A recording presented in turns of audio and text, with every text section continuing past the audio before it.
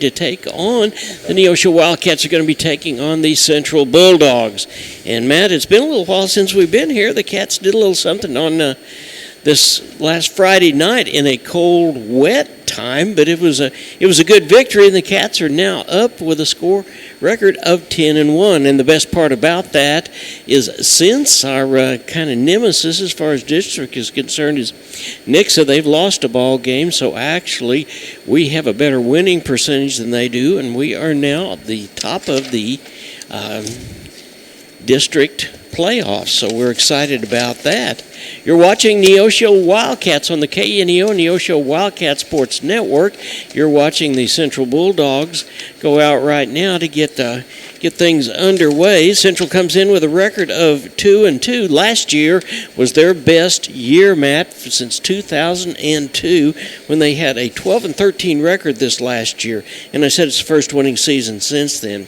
They're coached by Jared White. He's in his 8th year, and he is now performing double duty as he is also responsible for the Bulldogettes softball team as well.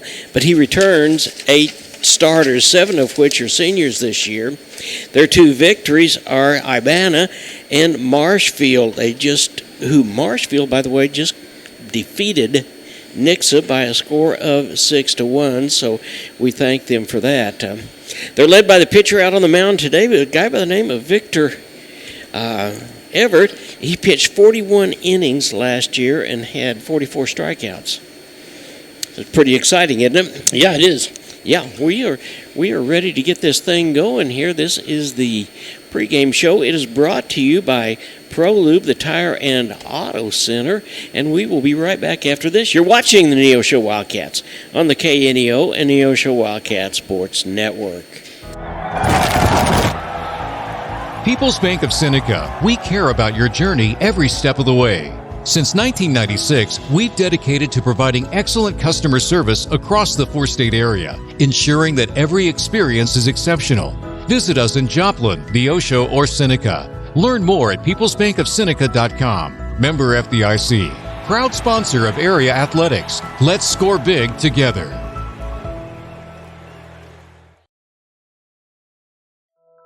Being a Lion comes with a reputation for excellence. Whether it's in the classroom, on the court, or in the community, Lions are leading the way. With innovative and immersive academic programs, new scholarship opportunities, and a campus committed to the future, now is the perfect time to find your purpose.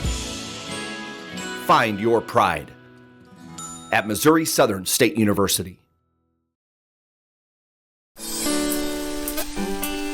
Hi, I'm Pastor Jeremy Bridges with the Canopy Church, and I want to take 30 seconds today to encourage you to pray. Because our prayers have the power to move heaven. James 5 says the prayer of a righteous person is powerful and effective. When we pray, God listens. When we pray, situations can change. When we pray, miracles can happen. And heaven moves on our behalf, simply because we pray. Take some time today and pray. For KNEO Radio, I'm Jeremy Bridges. The Neosho R5 School District is committed to shaping the future, one student at a time. From academics to athletics, we empower our students to reach their full potential, installing values of hard work, teamwork, and integrity. We would like to thank you for tuning in to the broadcast today and cheering on our Wildcats. Our dedicated teachers, staff, and coaches work hand in hand to provide a well-rounded education that prepares students for success. Together, we're building a brighter tomorrow for our community. The Neosho R5 School District, where excellence thrives. Happy Egg supports the family farmer because they've seen the difference a choice like this can make. Now you can grow for Happy Egg and choose to raise hens the right way, the happy way. When you grow for Happy Egg, you're growing for a family-owned and operated business. You're raising happy hens on 10+ acres who will lay happy eggs. You're working for yourself. As a Happy Egg grower, you'll receive new flock cost support and yield-based compensation. Visit happyegg.com/grower to apply today. Compton CPA Group PC, located at 112 Northwood in Neosho, is a full-service accounting firm and is proud to support the Neosho Wildcats. Compton CPA Group PC can assist you at every stage of your financial life and help you work toward your financial goals. From tax preparation to bookkeeping services, Compton CPA Group PC has you covered. For all your tax and business affairs, call 417-451-2932 or learn more at ComptonCPAGroup.com. You've got to have someone that understands what you are doing as a mission. Community bankers are important that way because they understand the community relationships that we have to form to be successful. I feel like First Community Bank and Myers-Davis, our cultures are so similar. It is all about relationships. It's a real boon to our community to have a bank like First Community to be supportive of so many things. They're willing to take a chance on entrepreneurs, which is helpful to make the community grow.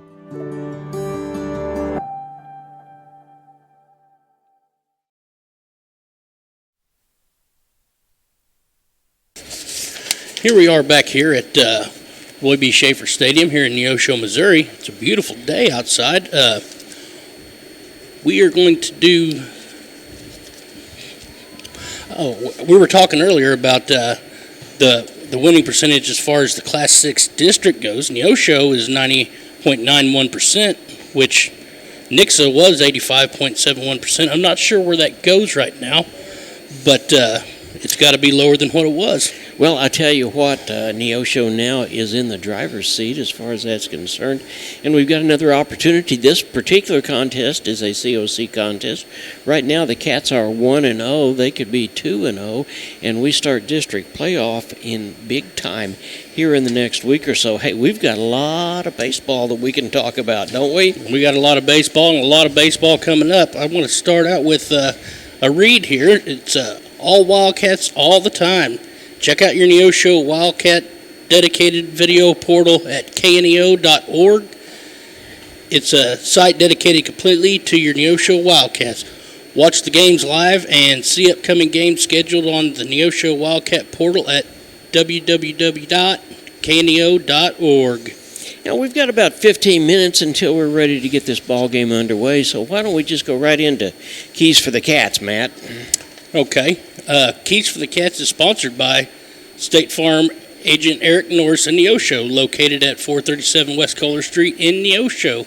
Eric and his team offer a variety of insurance services for individuals and businesses. Learn more online at ericnorrisinsurance.com or by the phone at 417-451-6666. Let's go Wildcats. All right, and now the keys for the Cats. See, we start out, these Cats are in the driver's seat.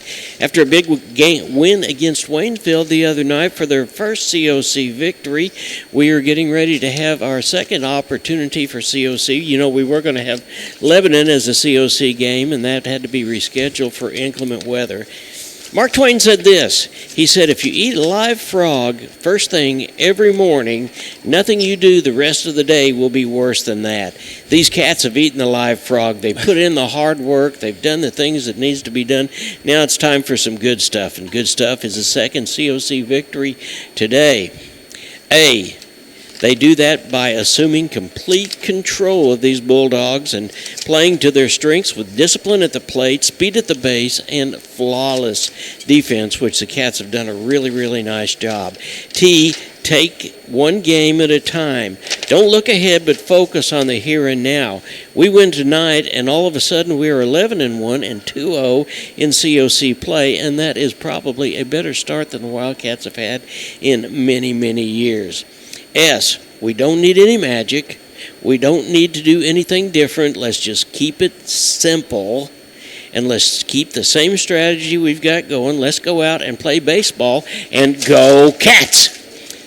So we're ready to get things going here in just a few minutes. Let's talk about that Friday night ball game that we were not able to do because the weather, even though it was a cold, wet victory. Brody Crane was on the mound for the Cats. He pitched 5 1/3 innings. He had 11 strikeouts. He had 105 pitches, which is the longest he's gone so far.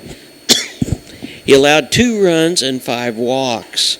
Now, the guy on the mound tonight for the Cats seems to be the stalwart, and that is Boston Patterson. He's pitched a lot of innings and is able to go deep and just continue to to work at it.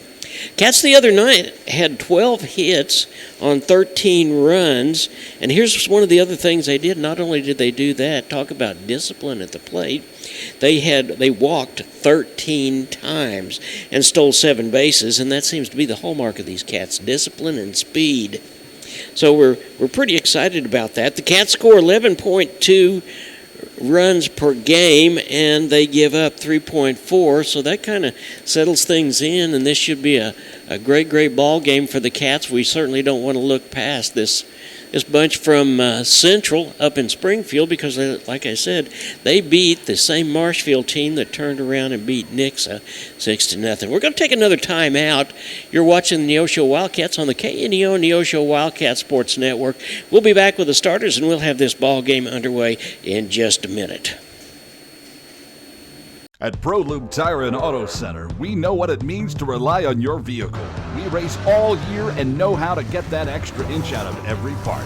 Precision, quality, and reliability are not just words to us. It's what we do every day. We know you rely on your vehicle to perform for your family. From oil changes to full-on repairs, ProLube gives you the best racetrack team experience, so you can be worry-free. ProLube Tire and Auto Center, where we get it right on the road and the track. Southwest Missouri Bank in Neosho serves the Neosho area from 2 locations. They offer business banking services including checking and savings accounts, business loans, and electronic banking. Learn more online at smbonline.com. Southwest Missouri Bank, a proud sponsor of community broadcasting on KNEO, equal housing lender, member FDIC, where their slogan is Southwest Missouri Bank, we can do that. Sam Gorham and Aaron Mitchell are your specialty risk insurance agents for Neosho and the surrounding area. They've been involved in Neosho sports since their own high school days and know the importance of athletic competition and how it teaches students life lessons every day. For all your home, auto, life, farm, ranch, and crop insurance needs, call Sam Gorham today at 417-850-5116 or Aaron Mitchell at 417-483-8337. You can also learn more online at specialtyriskinsuranceagency.com. Go Wildcats! The Oxford Dictionary defines mercy as compassion or forgiveness shown towards someone who should rightfully be punished. Billy Graham talked about the mercy that freed him from a punishment he deserved. I deserve the wrath of God. I'm a sinner. I deserve judgment in hell, but I'm not going to spend one day in hell.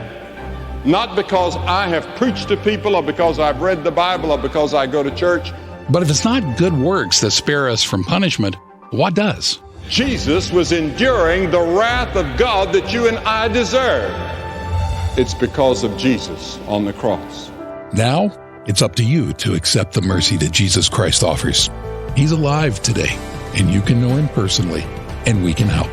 Call us at 855-255-PRAY, 855-255-PRAY. We're the Billy Graham Evangelistic Association.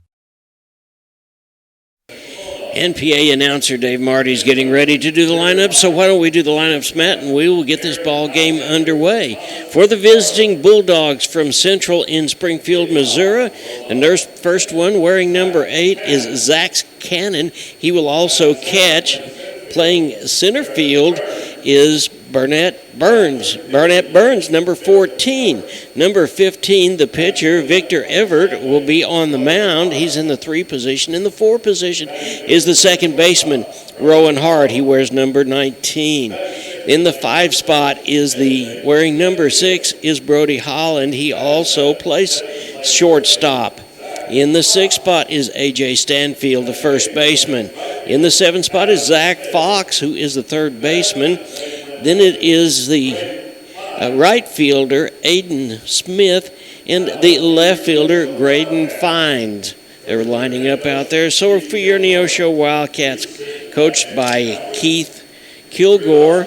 He's assisted by several different coaches, and what a great opportunity tonight for the Cats. Leading off for the Cats is the speed demon, Vin Versluis. He is a senior, and he wears number 24. Jaden Nichols, who has come on hard, Matt, and I've been so impressed with his ability to run and pick it up. He plays third base, and he is second. In the third position, Brody Crane, the guy that pitched the other night and went 105 pitches with 11 strikeouts, is playing right field. In the fourth spot will be number 13, Drake Jennings. He plays left field. Big Lim McInturf, whereas number 27, who has one of the home runs for the Cats, will be playing first base. He is followed by number 34, Canton Smith, who will be catching for the Cats. He had a walk-off home run here, grand slam home run here a couple of weeks ago against Springdale on a Saturday. So we do have some firepower in the 7th spot. Wearing number 2, Jaden Fisher is the second baseman. Hudson Williams plays shortstop. Wearing number 1, he's 8.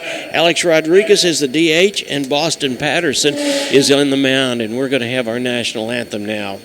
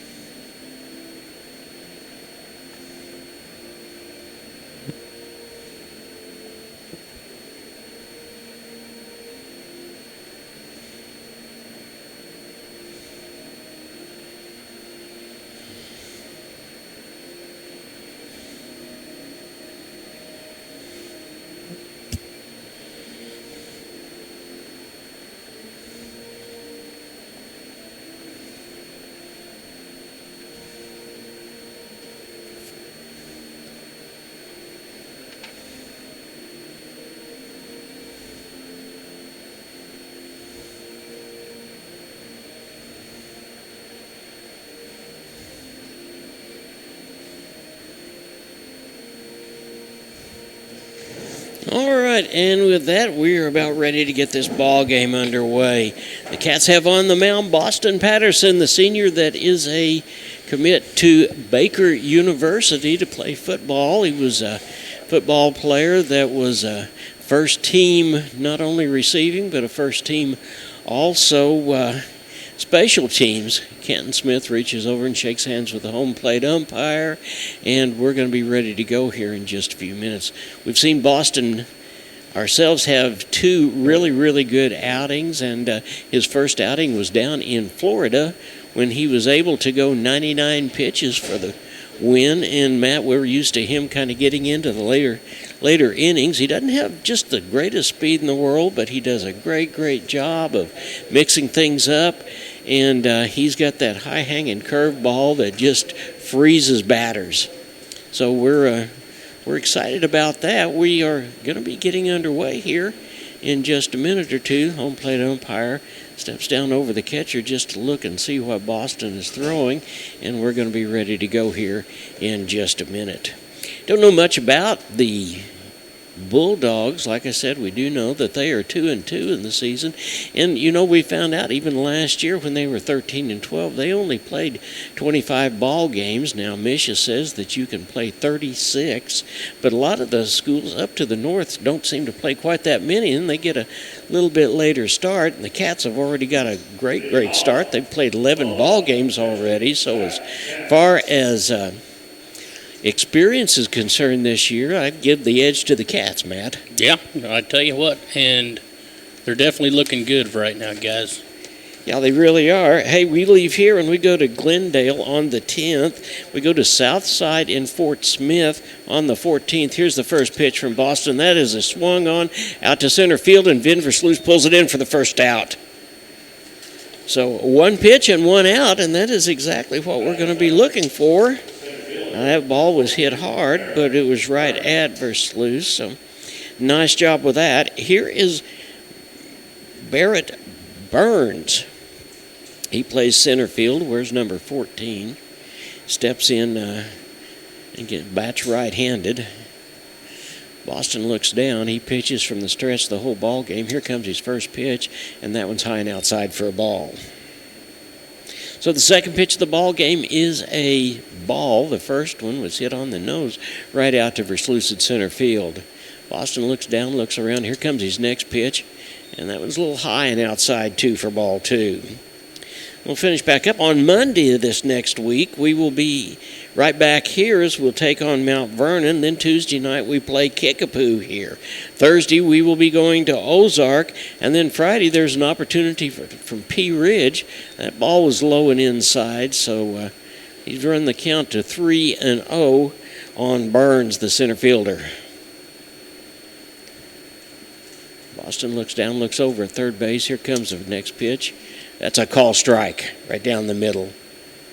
So that makes the count 3-1 on the tall, lanky center fielder for the Bulldogs from Central. Comes his next pitch, and that was a foul ball. He committed. He was across the bat was across the plane of the plate, but he just kind of snuffed that one off. So full count. We've got a full count now, just like that. And there is a pesky fly right in here that's about to drive me up a wall. Boston looks down. Burns stands in there pretty solid. And here comes the next pitch. And swung on, strike 3. You bet. So there's the first strikeout of the side for Boston. 2 down, and here is Victor Everett. He was one of those seniors from last year in that big 13-win season that they had, and he batted about 362, as well as was their mainstay in the bullpen or on the mound, and pitched 44 innings, which doesn't seem like much, but when you've only got that 25 ball games, there's called strike 1 on the outside corner, then that is quite a few. Boston looks down, takes a deep breath. Here comes his pitch, and that one's low and inside for a ball.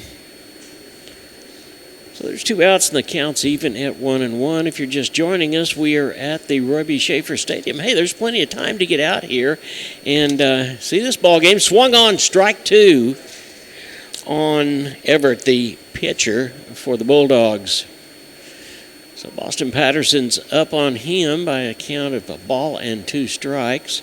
He looks down, takes a deep breath. Here comes the next pitch underway.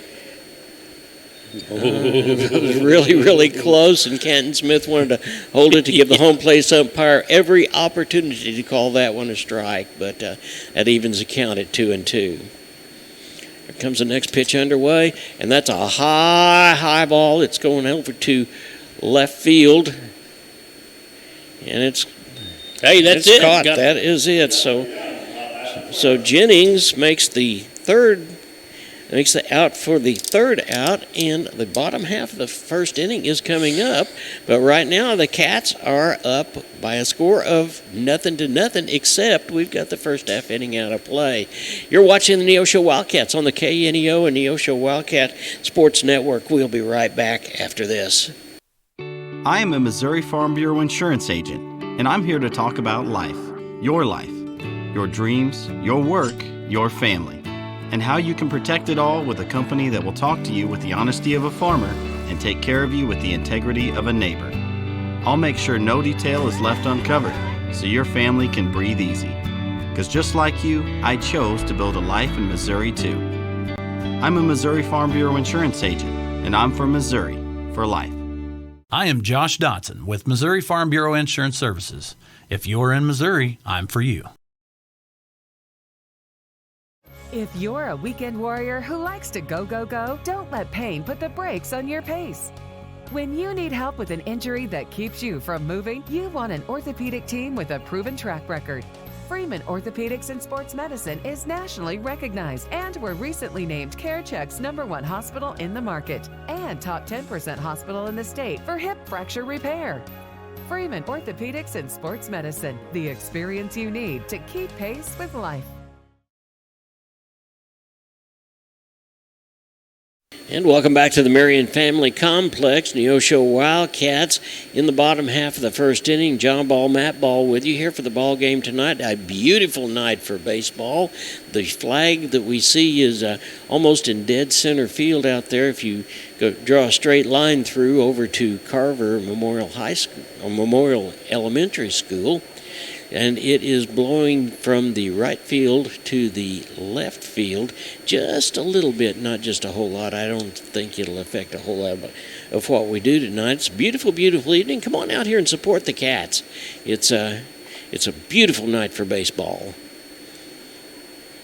On the mound for the Bulldogs is Victor Everett. We talked about him being a mainstay for them last year, and he is going to face Finn Versluis, Jaden Nichols, Brody Crane, and then Drake Jennings. So the top of the batting order up for the Cats, and we get some speed demons on base, and I'm going to bet that Zach Cannon, who's behind the plate for the Bulldogs, is going to be a very busy man. Versluis in the ball game the other night on Friday night had a two-hit ball game, and he scored 2 runs, and he, guess what, stole 2 bases, Matt. I'm not surprised. Not at all. And here comes the first pitch, pitching with kind of a big kick. Versluis looks like he's going to bunt, but he pulls back, and it's called strike 1. Everett's got a little bit of a old-fashioned high kick. He looks around. Here comes the pitch, and that's on the inside corner, but it's called strike 2. So Versluis is down in the count, 0-2, just like that, immediately. Well, I guess that's one way to keep him off base, isn't it? I guess so. Yeah. So he'll have to guard the plate now. And Everett may have thrown a little bit of a curveball that last time. There's a solid hit, and that ball is going into right field, left field corner. It's a double, and he may be going for 3, and he's going to stop right there. So Versluis starts it off for the Cats with a double. Here's Jaden Nichols, the third baseman. He also had two hits in that ball game the other night. He had also scored 2 runs. So Cats get on base. They really concentrate on being productive. So Nichols looks down at third base. Versluis has got some sort of a safety contraption that he took off and put something else on instead, and he's got a sliding glove on. And we'll see. He's going to do his dance over there. And there's a first hit. It goes right to the shortstop and caught line drive. Unfortunate. Right on the nose, right to the shortstop. Versluis was back at second base with a heads-up play. Here comes Brody Crane with 1 out and ducks on the pond. Drake Jennings and then Lem McIntyre for the Cats. Crane steps in there, holds that bat high over his head. There's the first pitch, and it's a call strike 1. Caught the outside corner. And Everett doesn't have just overpowering heat, but he certainly is able to nibble around the corners. That's the second one we've seen that's been right there on the corner. He looks back at second base, looks at Versluis. Versluis is gone, and there is no way. And he's going to be able to score. Here we go. Here we go. Comes, and he comes on in his way of a overthrow. So Cats are up 1-0. So Versluis gets a double, steals third base, and comes on in on an overthrow, and the Cats are up 1-0. That's the way we like to see that happen. Absolutely. You bet. And Crane, being the disciplined player he was, held up. He did not swing at that pitch. Versluis was going to be into third base in plenty of time anyway, even with the overthrow. There's a high ball, and it makes the count 2 balls and a strike.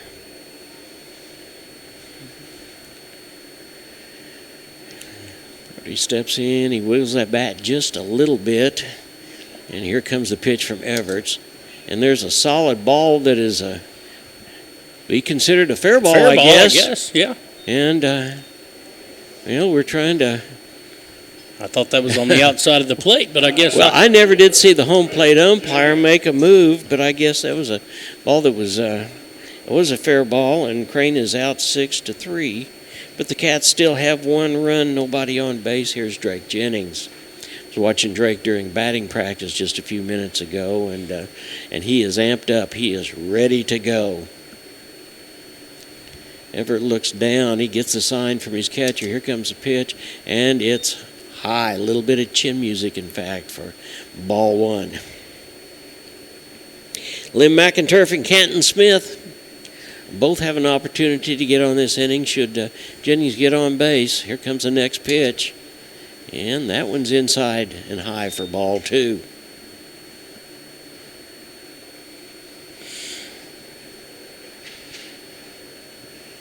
Everett looks down, looks at his catcher, does not like the sign, but here comes the pitch anyway. And that ball got away from the catcher, but that's ball three.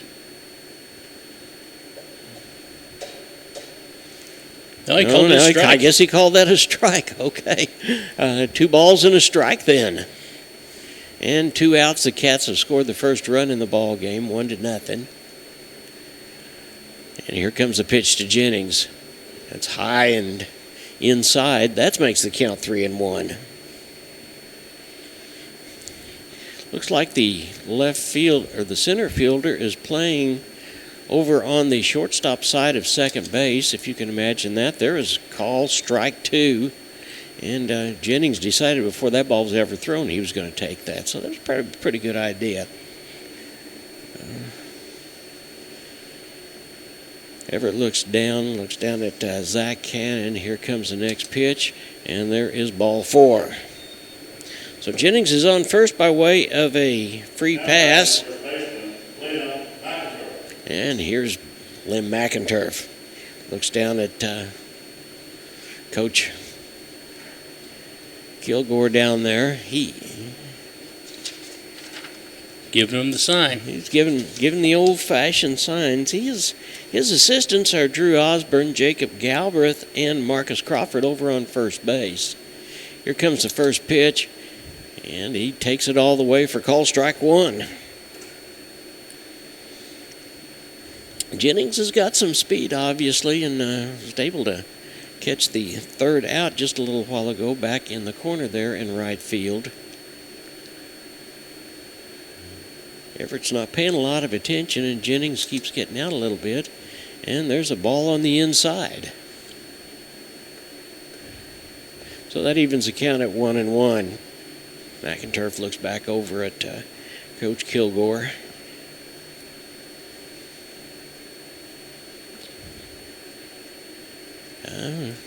Everett doesn't seem to be paying much attention to Jennings at all, but I almost got him. Got he him. did get him. Just about the time I said that, he turned around and made a snap. So there was 1-3 with a pickoff play, and that was the third out of the side after 1 full inning of play. Neosho Wildcats 1, the Central Bulldogs 0.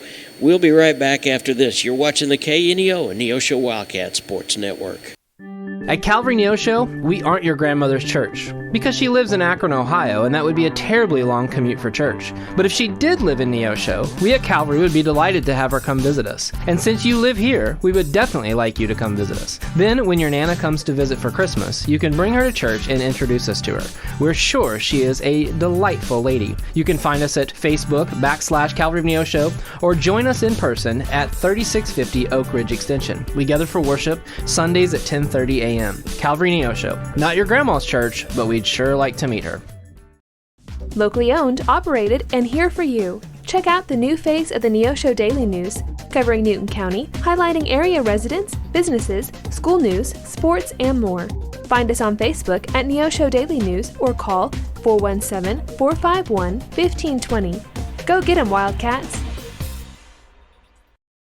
Crowder College, your future, our focus. At Crowder College, we have 6 convenient locations in Southwest Missouri and online programs to fit your needs. Flexible scheduling provides a pathway to a career or the opportunity to transfer to a 4-year university in a variety of programs. Cheer for the Rough Riders at athletic events. Use the Missouri A+ Scholarship Program for free tuition and common fees. At Crowder College, your future is our focus. Apply today at crowder.edu.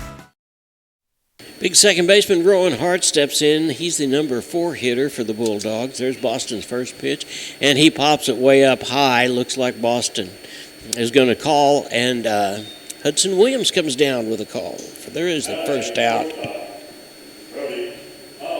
That's the thing about Boston. He is going to put the ball in play, but he's going to sneak around and get his strikeouts at the same time.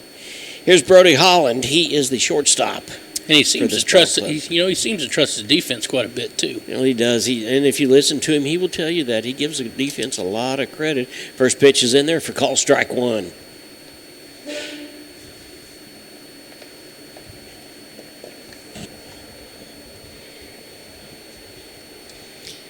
Looks down. Here comes the next pitch, and that's going to be low and inside for a ball. So that'll even the count at 1-1. How many pitches did Patterson have that first inning? He had 12 pitches altogether. 12 pitches, so he's still doing in good shape all of a sudden. There was a little change-up that is lofted to left field, and we're going to say that it was caught. And look, the reason I know that is Hudson Williams, shortstop, kind of clapped as that happened. So we're definitely sorry about the situation, folks. Yeah. Really, because Jennings out there has had a couple of balls already hit to him, and then we've seen him go a whole ball game without any action at all. So that was a change-up that Holland hit that time. Here's the first baseman, A.J. Styles. He takes a pitch on the inside for a call strike one. Austin looks down. He's starting to get more comfortable, and he kind of pitches. You can see him pick up his pace a little bit, and there's another one called strike two. That one had a little steam to it, and Sure it just did. went right by. So all of a sudden, Boston is ahead of A.J. Styles. No balls and 2 strikes. 2 outs. We're in the top half of the second inning. Cats are up 1-0. Here comes the next pitch. Got him with that little slow curveball. So Boston is still getting his. He's had a strikeout in every inning so far. You're watching the Neosho Wildcats on the KNEO and Neosho Wildcat Sports Network. We'll be back with the Wildcats half of the second after this. Every team knows that the two-point play can be a winning move. State Farm agent Eric Norris and his team are here to help you go for 2 by combining your home and auto insurance. It's a great call and saves you time and money. So go for the win and score big savings by combining your home and auto. It's just another way to help life go right. Call State Farm agent Eric Norris at 417-451-6666 for more information. And go Wildcats! Financial investments are very important, but so are the investments of time, patience, and encouragement our young athletes receive from their coaches, teachers, and mentors. Joe Ringstaff, your Neosho Edward Jones financial advisor, understands this. That's why Joe Ringstaff is a proud sponsor of the Neosho Wildcats on KNEO. For all your investment needs, call 417-451-7789 or stop by the office at 2502 Lusk Drive, Suite D in Neosho. Edward Jones, making sense of investing. Member SIPC. And welcome back to the Marion Family Sports Complex. John Ball, Matt Ball with you. It's the bottom half of the second inning. The Cats are up by a score of 1-0. Finn Versluis hit a double in the corner over in left field. Went to third base and would have been there in plenty of time, but an overthrow allowed him to come on in, and that is the only score of the ball game. McInturf started the last inning, but a pickoff play brought him back to bat again, so he's got another opportunity, and there's a ball low on the outside for ball one. As we said, the Cats are going to have plenty of baseball here in the next little bit, so it's a great opportunity. Come on out and watch a little bit. That was across the plate. Looked like a little bit of a change-up for a strike. So the count's now 1-1 as we... Here comes the next pitch from Everett, and that's a call strike on the inside corner. So all of a sudden he's got McInturf's number right now. He's got a ball and 2 strikes, but at any given time, Lim has the ability to go to any field. And we said the other night he had a multi-game hit also on that Friday night. And he swung on, and that's going to be a bouncer that's going to go to Everett. Everett's got it, and over to first base for the first out. So 1-3 first out, and here's Canton.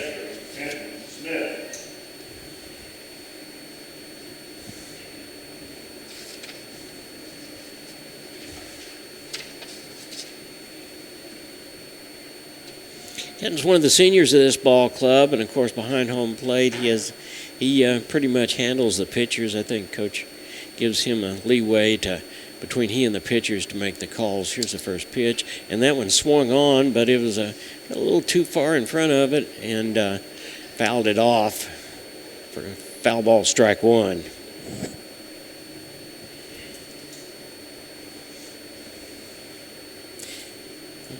Beautiful, beautiful evening. We keep saying that because it was just so miserable last Friday. Here comes the next pitch, and Canton fouls that one off for call for strike two. I want to thank some of our sponsors while we have a chance. We want to thank People's Bank of Seneca, Missouri Southern State University, Happy Egg, Compton CPA Group, First Community Bank, Specialty Risk, and Pro Lube. We appreciate all those sponsors, but hey, we appreciate you more than that, allowing Matt and I to be up here to bring you the ball game and kind of mix up your evening. Everett looking down. Here comes the pitch underway, and Canton holds up. It's high and inside for a ball. Victor Everett on the mound for the Bulldogs. First inning, there was a couple of pretty good wraps. Jaden Nichols had a good wrap, but it went right to the shortstop. And he had several pitches on it. Here comes the next one, and Canton fouls that one back out of the way. How many pitches did he have in that first inning, Matt? Everett's had 16 pitches. 16 pitches in that first inning. So he gets a new ball, and we will start this all again. Jaden Fisher, Hudson Williams, and Alex Rodriguez. And then it's the top of the batting order for the Cats. Canton looks at that one, and it's called strike three. He got down just a little bit. He thought that was going to be a high pitch, and it dropped in. So there is Everett's first strikeout of the night. Here's Jaden Fisher. Jaden has had 4 ball games since we've been watching that are multi-hit ball games, and he can put the barrel on the ball, no doubt about it. Here comes the first pitch, and he holds up, and it's on the outside corner for a ball.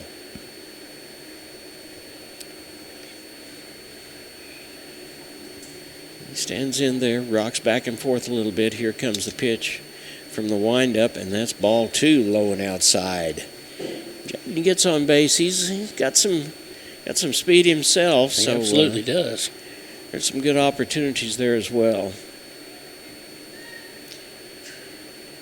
Here comes the next pitch underway, and that's called strike. I think Jaden was just going to wait and make him throw a strike, and rightfully so, because he'd thrown 2 balls already. So 2 balls and a strike, 2 outs. The batter is Jaden Fisher for the Cats. And there is another one on the inside corner for strike 2. Took a little something off of that one, it looked like, Matt. It was not a real hard-thrown ball. 2, 2, and 2. 2 balls, 2 strikes, and 2 outs. We're in the bottom half of the second inning. And there's a pitch in. Jaden's that dribbled off his leg. Had it hit the ground. A foul ball. Yeah, it did. Yeah. Well, we'll come back and do it again.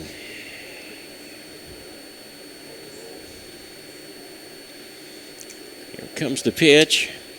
And that hit is hit to the opposite field, but it's going to be out of play. In fact, it's going to be over in the Bulldogs' bullpen. So, right idea, it just didn't work out that time, because Jaden had hit that ball into the corner. He could have run for quite a while. And he would have, too. Yeah, he would. 2, 2, and 2. 2 balls and 2 strikes. Here comes the next pitch from Everett. And Jaden hits it to the shortstop. Shortstop backhands it. And got him. They're saying he got him. He did. He jumped up and he made the play. So it was 6-3. And the Cats are 3 up and 3 down just like that. But with 2 innings played, the Neosho Wildcats are up by a score of 1-0 over the Central Bulldogs. You're watching the Neosho Wildcats on the KNEO and Neosho Wildcat Sports Network. We'll be right back after this. This is Pastor Barry Reel from the First Free Will Baptist Church of Neosho. Though our culture seems to be rejecting the idea of truth, we remain committed to obeying God's Word by speaking the truth in love. We would love to share God's truth and love with you. We're located at 960 Burr Crossing Road in Neosho, and we meet on Sunday mornings at 10:45 a.m. and then again on Sunday and Wednesday nights at 6 p.m. Find us on Facebook at First Free Will Baptist Neosho or call 918-413-5465. Family Market, located at 201 North Neosho Boulevard, is your friendly hometown grocery store with delicious deli and the best selection of fresh meats and beautiful produce. Family Market can also take care of all your catering needs. Whether your upcoming event is big or small, Family Market can handle it all. Call 451-0057. That's 451-0057. Check out the Family Market Facebook page for weekly specials. Go Wildcats from Family Market of Neosho. We'd like to thank a few of our sponsors, Affordable Propane, Edgewood Bowling, The Big Nickel, IBC Insurance, Tally Tire, some new Mac. Here we are. We're back to the game. Left-handed batter Zach Fox also plays third base, is up for the Bulldogs, and he takes a call strike one from Boston Patterson. One of the two losses to these Bulldogs was a 5-0 loss to Carthage, who, by the way, is 7-2 as far as COC and full play is concerned. So they know what it's like not to score a bunch of runs. And there was the second, swung on strike two. I think they've scored over 10 runs once, and there's a strikeout. So Boston Patterson gets his third strikeout of the night, and that is the first out in the third inning. Here is Aiden Smith, the right fielder.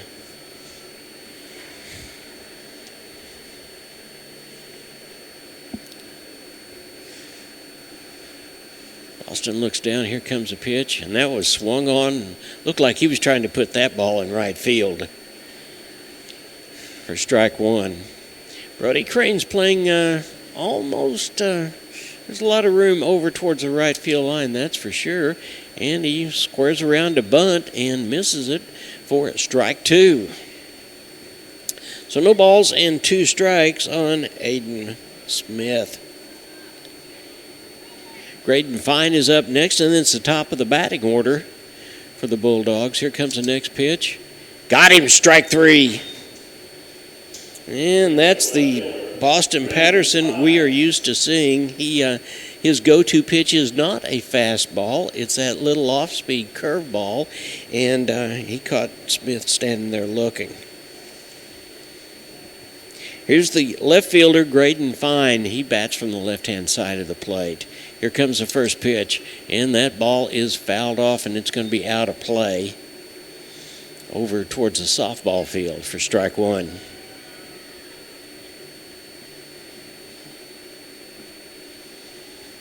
Boston looks down, looks over. Here comes his next pitch, and that one's going to be a little bit low and inside for a ball. When Boston gets in his groove, he doesn't waste a lot of time, Matt. He just throws the ball, doesn't he? Yeah, he does. And here comes the next pitch underway, and that caught the outside corner for call strike 2. And he's probably on his way to maybe just retiring the side by striking him out. We'll see. Boston looks over. Here comes the pitch underway. Got him. So Boston retires the side with strikeouts. And the top half of the third inning is out of the way, and the Cats are still up by a score of 1-0. We'll be back with the Cats and their half of the third inning after this. You're watching Neosho Baseball on the KNEO and Neosho Wildcat Sports Network. We'll be right back. I'm a Missouri Farm Bureau insurance agent. I'm for working hard for what you get and then protecting what you've got.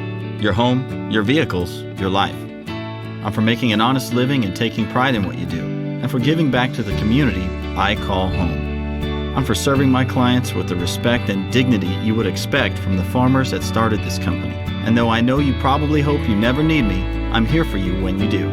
I'm a Missouri Farm Bureau insurance agent. And if you're a Missourian, I'm for you. I am Josh Dotson with Missouri Farm Bureau Insurance Services. If you're in Missouri, I'm for you. Hi, I'm Sam O'Neill with Affordable Propane of Neosho. From setting tanks to refilling them, we offer a full spectrum of service to meet your every need. We serve Neosho and surrounding areas, and we are committed to giving you better service at better prices. Give us a call today, 417-437-8927. Thank you.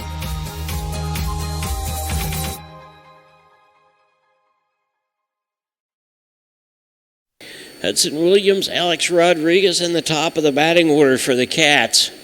Everett throws the ball down. The ball goes down to second base to Holland at covering second base. Brings the ball back in, and Victor Everett is ready to start. Here's Hudson Williams.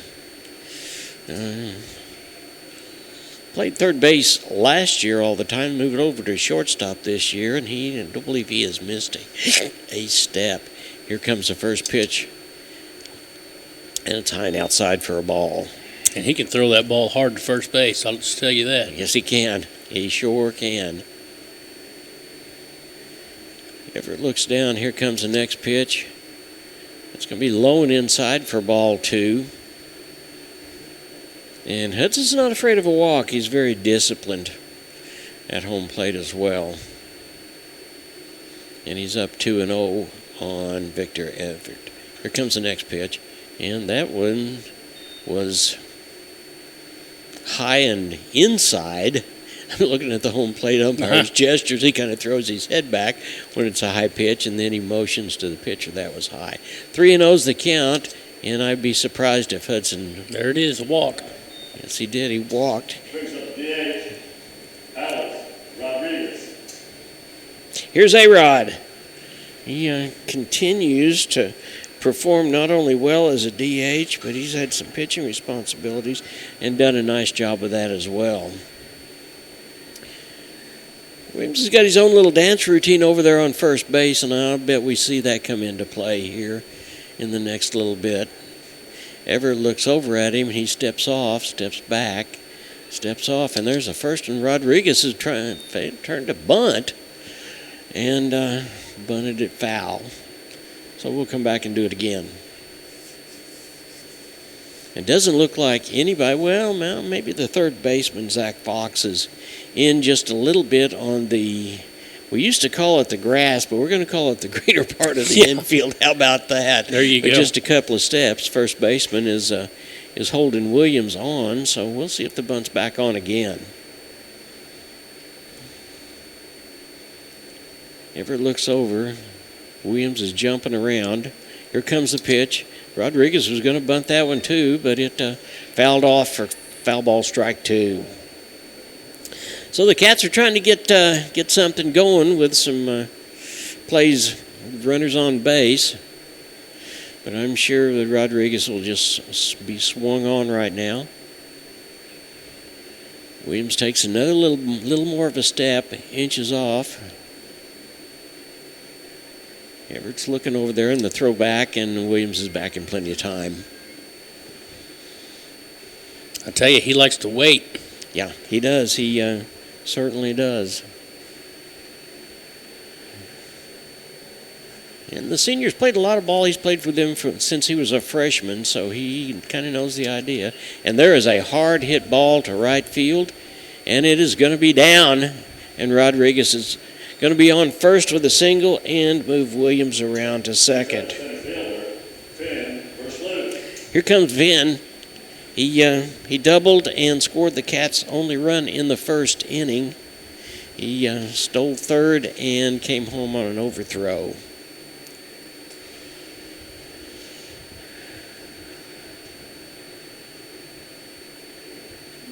No outs, and Cats have got runners on first and second, which is exactly like we like. Jaden Nichols, who hit the ball right on the nose, is up after him. And Everett just kind of looks around. He sees runners on first and second. Here comes the first pitch, and that's going to be a called strike on the inside corner. Finn took 2 strikes and ran the count full, I think, before he hit that double the last time. There's a lot of room in the power alley to right center. Here comes the next pitch, and it's a bunt. He lays it down. It's a perfect bunt. Everybody is going to be safe. Nice job that time. Third baseman was standing back because he knew that there was a chance for a double steal, and the first baseman was holding a runner on at first, and nobody could get to it. So now we've got the bases loaded, and Versluis is 2 for 2 with an infield hit. Here's Jaden Nichols.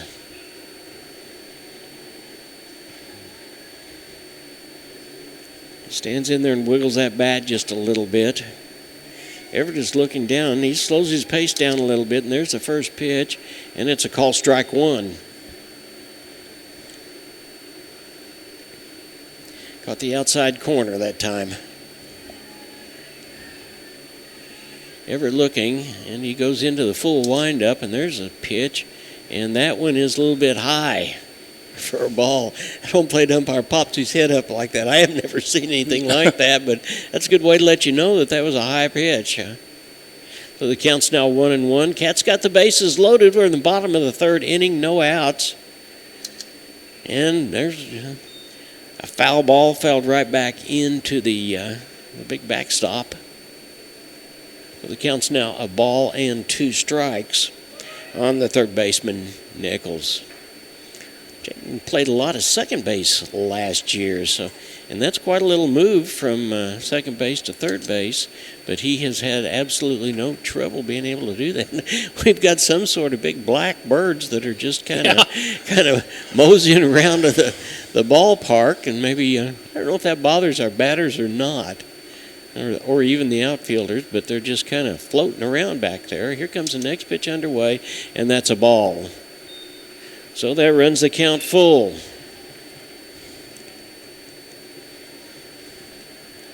Three balls and 2 strikes. Cats have got runners all the way around, and there is no outs for Jaden Nichols. Here comes the next pitch, and he got him for strike 3.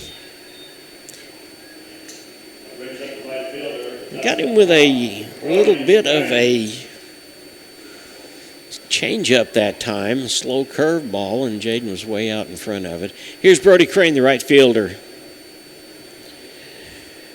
Brody grounded out 6-3 his last time up. Here comes the pitch, and that's going to be a call strike 1 on the inside corner.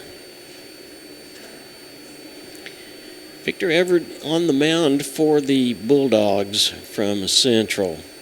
Cats have got the bases loaded. It'd be a shame to not at least get a couple of runs out of this deal. And Brody hits it hard. He goes, it's going to go to the second baseman, and he's got him. Got the double play. No. He is safe at second base, but we get another run. Well, I tell you, it looks like everybody is safe. Well, there was a lot going on right there. Now, there sure was. It sure was, but so everybody goes, and that is going to be a fielder's choice. Umpire called the guy out at second, so that is the second out. But that's okay. We scored a run, and Crane showed his speed in order to get down to keep that double play out of the way. Here's Drake Jennings. Drake walked his first time up. There's nobody on second base. And there is a ball high and inside. So the Cats have got a runner on third and a runner on first. There's 2 outs and 1 more run in. The score's 2-0 in favor of the Cats. Bottom of the third inning. And there was a interesting move that time over from the pitcher to third base and almost caught Crane. He had to turn around and get back real fast. I think that was maybe a little bit of a trick play that they'd caught Crane going. They'd have thrown the ball to second base and it'd been over with.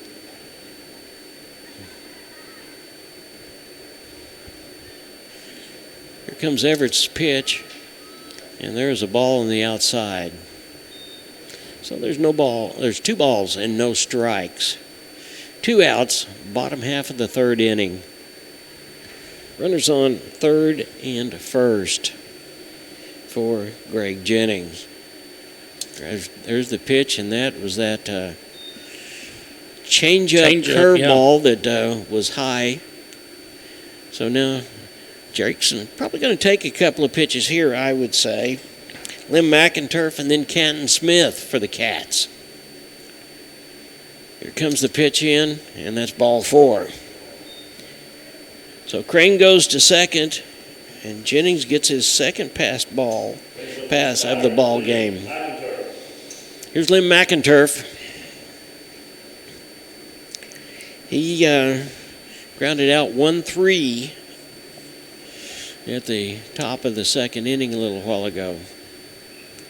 He steps in and he looks to see. I don't think we've seen Everett throw a whole lot of really what you'd call fastballs. But he's mixed it up a little bit. And there is a solid hit to the shortstop. Shortstop is going to get the ball over to second base to make the out. But the Cats do score another run. So that was actually a 6-4 for the third out to retire the side. 3 innings down, and the Cats are up by a score of 2-0 over the Central Bulldogs. You're watching the Neosho Wildcats on the KNEO and Neosho Wildcat Sports Network. We all have those days where we don't want to get up. But when we have true discipline and choose to rise up,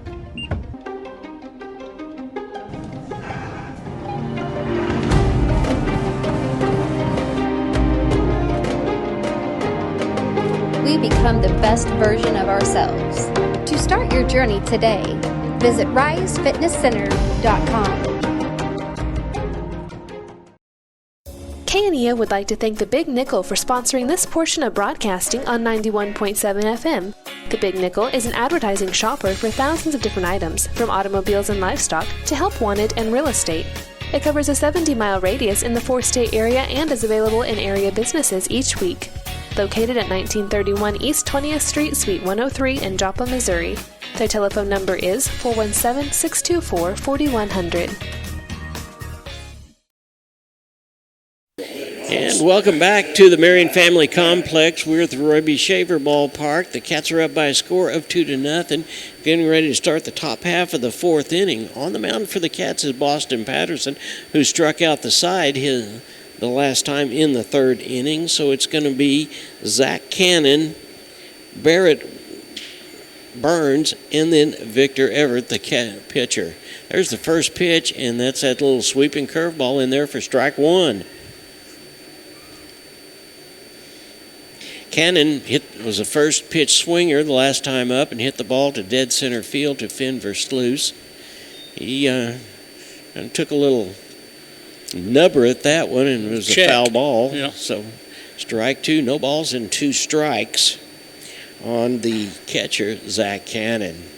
Haven't had a chance to see if he's got an arm yet tonight. It just hasn't worked out for the Cats to steal second base. And there's a swung on strike 3. Got him. Here's Barrett Burns, the center fielder, and he struck out in the 1st inning.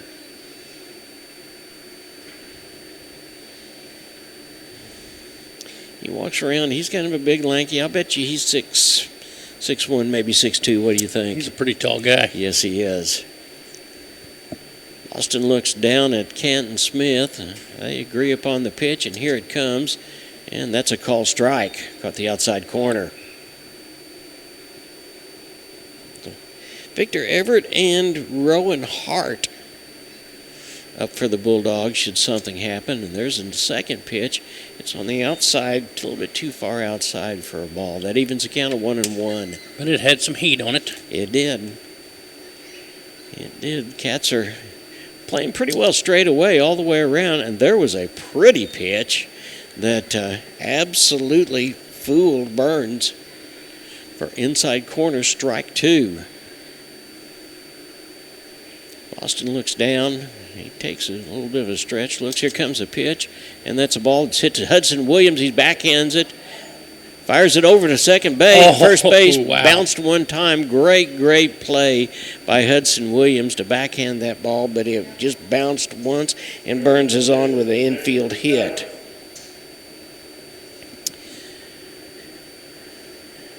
So there's the first base runner for the Bulldogs.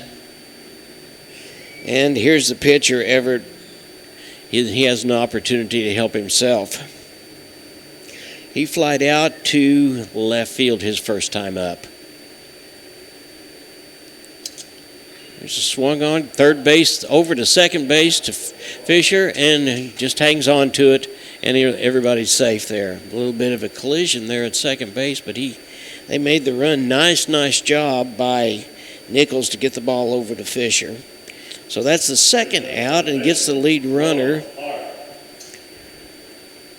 And the pitcher, Everett, is on base by way of a fielder's choice. Looks like there's going to be a conversation by the umps. Yeah, I think there probably is now.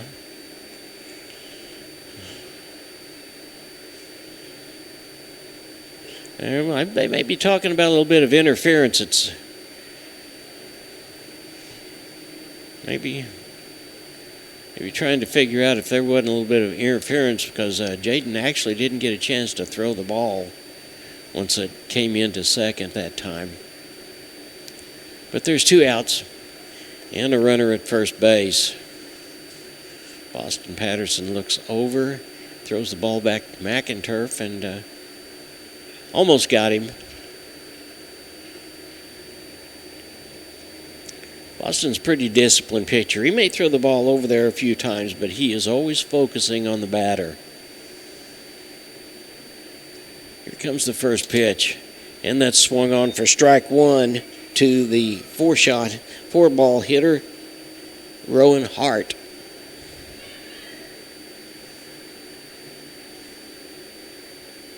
Boston looks back over. Hart flied out to Boston. Or not to Boston. Boston called the foul ball the last time, and Hudson Williams is the one that caught it. So there's a foul ball that went over into the soccer field for strike 2. Boston looks over at first base. He looks back at second. Here comes a pitch, and it's a little bit high for a ball. Makes the count a ball and 2 strikes. 2 outs, top half of the 4th inning. Cats are up by a score of 2-0. Boston looks down. Here comes the next pitch. That's that little old curveball, and it just did not drop quite the way he thought it should. That's going to even the count at 2-2. Pretty good crowd out here this evening. People are continuing to come on out. We're just missing you. Come on out here and watch these Cats. They are an exciting ball club, and there's the next pitch, and that's another one of those off-speed curveballs, and that'll make the count full, 3-2. Brody Holland, the big shortstop, will be up next. Should Boston not be able to do away with Hart right here. Here comes the next pitch, and that was a ball.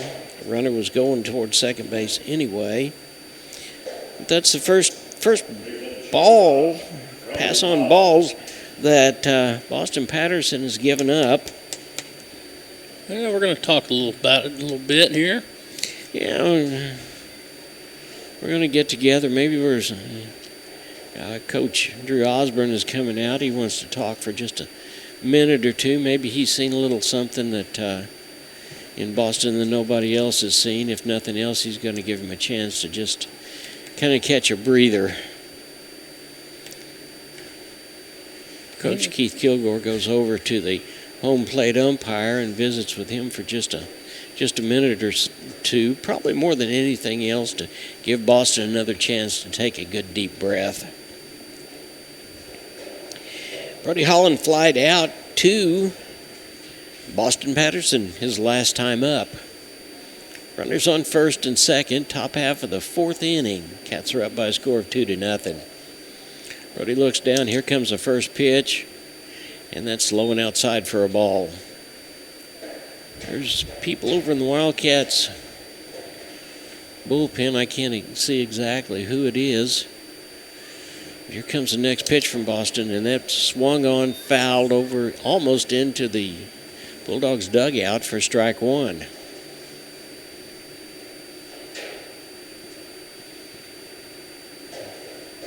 That's the most base runners that Bulldogs have had throughout the ball game. Boston looks over at second base. Here comes the next pitch, right down the middle for call strike 2.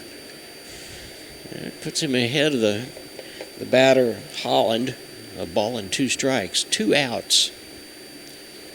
Looks down, pulls that glove back. He and Kenton Smith agree upon a pitch, and there it is. And got him strike swinging. 3. Swinging, a little change up. So nothing doing. They leave 2. They leave a runner on second and a runner on first. After 3.5 innings of play, the Neosho Wildcats up 2-0 over the Bulldogs from Central. We'll be right back after this. You're watching baseball on the Neosho Wildcat Sports Network. We'll be right back. Insurance Benefits Consultants now has 2 locations to serve you. They're located at 1009 South Neosho Boulevard in Neosho and at 701 Northwest McNelly Road in Bentonville, Arkansas. They are proud supporters of the KNEO and Neosho Wildcat Sports Network. They provide Medicare and Medicaid supplemental policies, as well as life, health, and group health insurance plans from companies like Allstate and Colonial. For more information, call 417-451-4244 or in Arkansas, 479-431-5226. Tally Tire at 18152 East Highway 86 is a proud supporter of local high school athletics. Tally Tire is your full-service car and truck headquarters. They carry name-brand tires such as Nexen, Mastercraft, and Uniroyal, ATC camper shells and bed covers, and do oil changes and tune-ups. Call Tally Tire today for all your automotive needs at 417-451-0457 or online at tallytire.com. And it's the bottom half of the 4th inning. John Ball, Matt Ball with you. The Cats are up by a score of 2-0 from the Marion Family Complex over at the Roy B. Shaver baseball field. Victor Everett has been on the mound for the Bulldogs from Central. Has done a reasonably good job. Has held the Cats to 2 runs, 1 in the first and 1 in the third. But, Matt, you just got to think the Cats are getting ready to break loose. Yeah, well, we had a lot more guys on base that time. You know, I'm watching this Everett's. He's got a slow windup. Whenever he's kind of a slow. Yeah, he's very methodical, isn't he? Yeah, he really is. Yeah, if there's a runner on first base, he's going to slow things down a whole lot and make sure that he stares at him just a whole lot. So it's going to be Kenton Smith, Jaden Fisher, Hudson Williams, A-Rod, and then it's the top of the batting order. It looked like that there were some people over in the dugout or over in the bullpen for the Bulldogs, but apparently they've come back. Maybe they're just warming up a little bit. Ball's thrown down to second base, and it's going to go around the horn. The third baseman, Zach Fox, gets the ball and gives it over to Everett. Here's Kenton Smith. He struck out his first time up. He got fooled on a sinker, in fact. He steps in, he adjusts his helmet just a little bit, acts like he's going to bunt, but that's not likely to happen. He pulls back, and there's a swung on, and that is high, and it is... That's a home run right there. That is a home run for Kenton Smith. That's the way to get this ball game going. That is his second home run of the year. We had to wait and see because we couldn't tell for sure. No, we couldn't. So, catcher Kenton Smith with his second home run of the year puts the Cats up 3-0. Here's Jaden Fisher. Jaden grounded out 6-3 his first time up, and everybody out of the Wildcats dugout to congratulate Canton on a nice hit ball. I mean, that ball got up in the air and just kept going, didn't it? It's called going yard. That's exactly what it is. Wind may have helped it just a little bit, but not just a whole lot. He got all of that one. Here comes the first pitch from Everett to Jaden. Jaden swung on, fouls it right back for strike 1.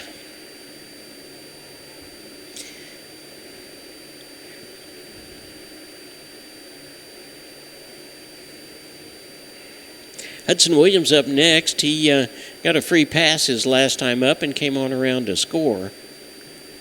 Here comes the next pitch, and that's a slow-moving sinker, and it just caught the inside corner for a strike. That makes the count no balls and 2 strikes to Jaden Fisher. That's probably not a ball he would have swung at anyway. He's pretty disciplined when it comes to being able to swing the bat. And he swung that right back up to the pitcher. Everett gets it, and he underhands it over to first base. So 1-3, and there is one out. Here's Hudson Williams. As we said earlier, he got a free pass and made the most of it and came on around and scored in the third inning. Cats have scored 1 in the first, none in the second, 1 in the third, and so far 1 in the fourth. Hudson steps in, he swings that bat around pretty good. He bends down just a little bit. Here's the first pitch, and it is a high changeup that was right about the eyebrows. Sure was. For ball one. Yeah.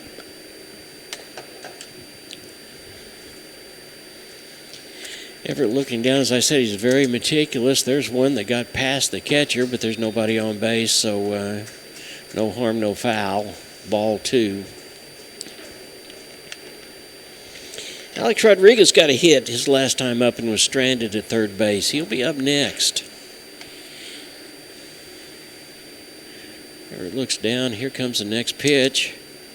And that's a called strike on the inside corner.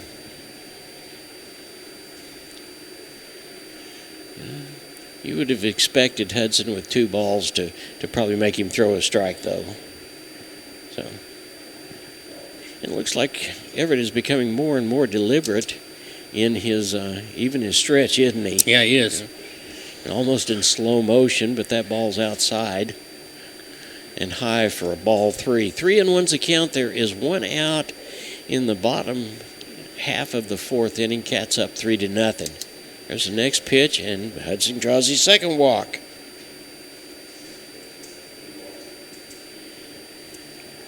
Here's Alex Rodriguez. He, as we said earlier, he had a single and was stranded at third base. Then it's the top of the batting order. And it'll be Finn Versluis after that. Now he has a double and a infield hit where he just kind of caught everybody back on their heels with a bunt. There's a ball low. Almost got away from Cannon. We'll see if Hudson tests Cannon's arm. It would not surprise me a bit to see that happen.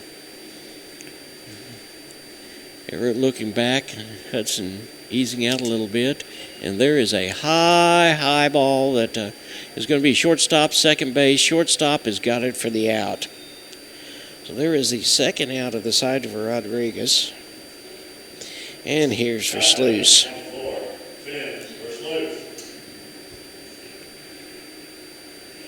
This ball game continues to move right along. This is the bottom half of the fourth inning. And it's been going on for right at an hour. As we said earlier, Versluis is 2 for 2. He came around and scored once. And the ball's thrown back over to first base. Williams is back in plenty of time.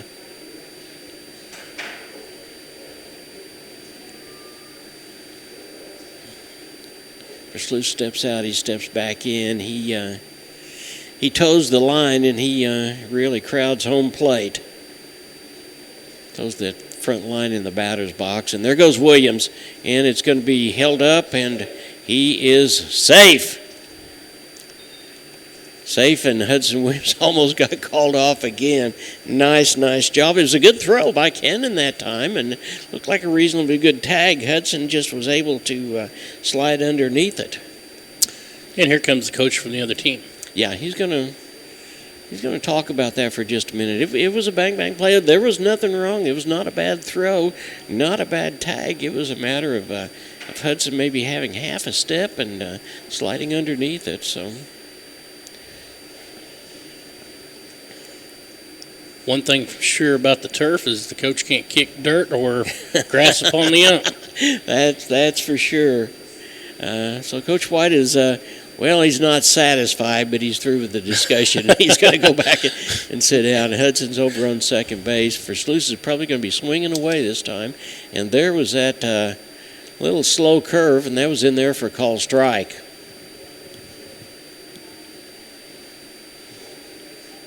So the count's even at 1-1. 2 outs, a runner on second base for the Cats. A home run, towering home run by Kenton Smith to make, and there is a well-hit ball back into center field, and center fielder drops it, and we get a score. I don't know whether the sun got in his eyes or what, but Versluis goes around to second base, and we're going to call that E8, unfortunately, but that brings in another run for the Cats. Here's Jade Nichols. He has hit the ball on the nose right to the shortstop, and then he struck out. Nothing would make him any happier than to bring Versluis around.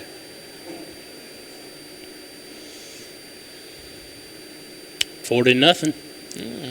4-0 in favor of the Cats, and as I said, we're in the bottom half of the fourth inning.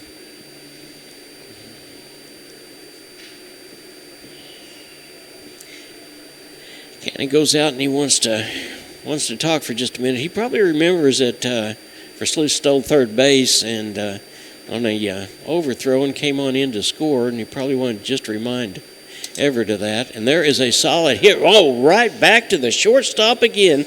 Nichols has had the worst luck, but that was a line shot back to the shortstop for the third out to retire the side.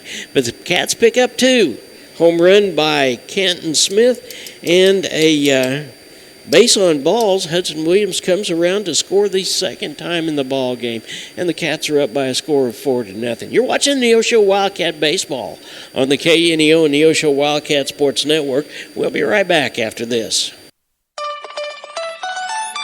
The law offices of Wood and Peterson is sponsoring this portion of Neosho Wildcat Athletics, located at 217 South Lafayette, Neosho, and 431 Virginia Avenue in Joplin. They serve Southwest Missouri with personal claim representation. For more information, the phone number is 417-451-4141 or online at neoshoattorney.com. The law offices of Wood and Peterson are proud supporters of the Neosho Wildcats.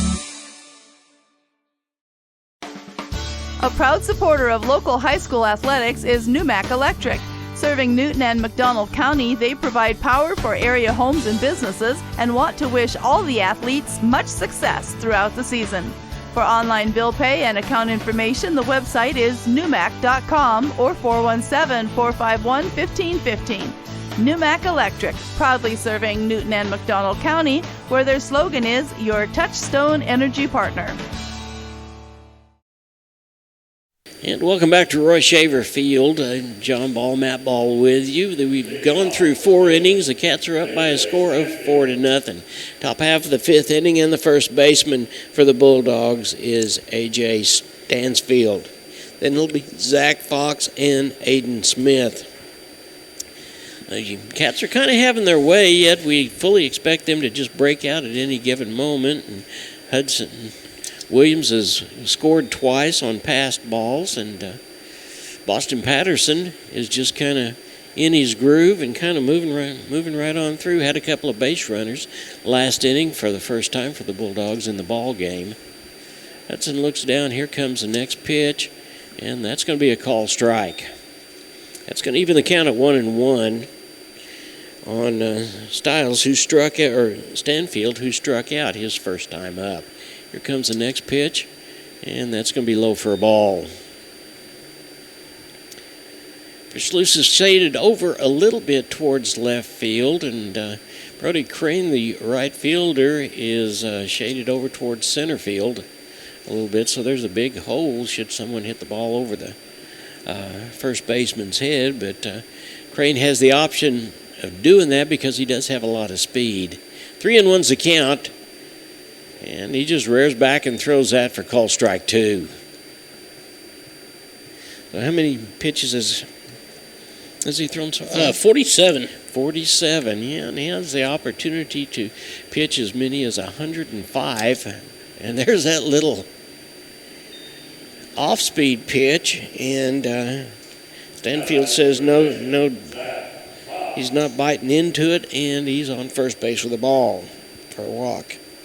Here's Fox. He struck out his last time up as well. Steps in and bats left-handed. Boston looks over at first base. Looks down at second. Here comes a pitch underway, and that's a call strike. Caught the outside corner on the lefty.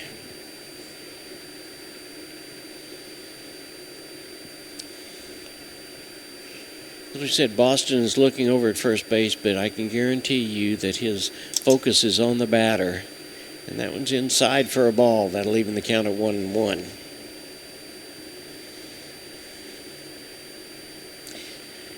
Nichols is about even at third base.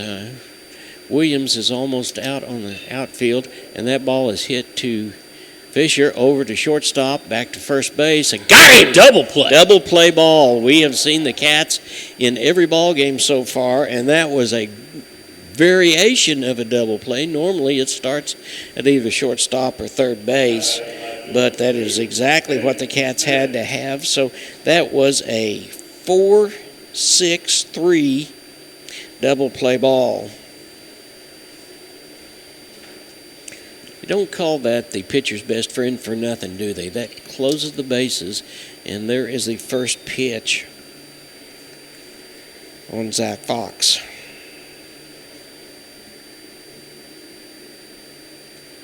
There's Boston. Boston gets a little pep in his step when the Cats do something like that. And you can see it. He will be the first to tell you how good the defense has done for him. Here comes the next pitch, and that is a high fly ball. Hudson Williams underneath it, and he makes the out. So we ended up being a 3 up, 3 down. No runs, no hits, no errors. There were 2 runners, and then there was a great double play ball from Fisher to Williams to McInturf to help out the side, and that retires the side. The top half of the 5th inning is over. The score is 4-0 in favor of your Neosho Wildcats. We'll be back with the bottom of the 5th right after this. You're watching baseball on Neosho Wildcat Baseball. The Sports Locker, located at 1206 Neosho Boulevard, Neosho, is a proud supporter and supplier of Neosho Wildcat Athletics. Open 10 a.m. to 6 p.m. Monday through Friday and 10 a.m. to 3 p.m. on Saturday. They carry all the biggest brands, including Under Armour, Nike, and Adidas sports apparel and equipment. Be sure to check out their Facebook page at Sports Locker Team Sales and Specials, or their number is 417-451-9300. Proud supporters of the Neosho Wildcats. The Roper Kia 4-State Sports Report will provide up-to-the-minute scores and highlights from around the 4 states.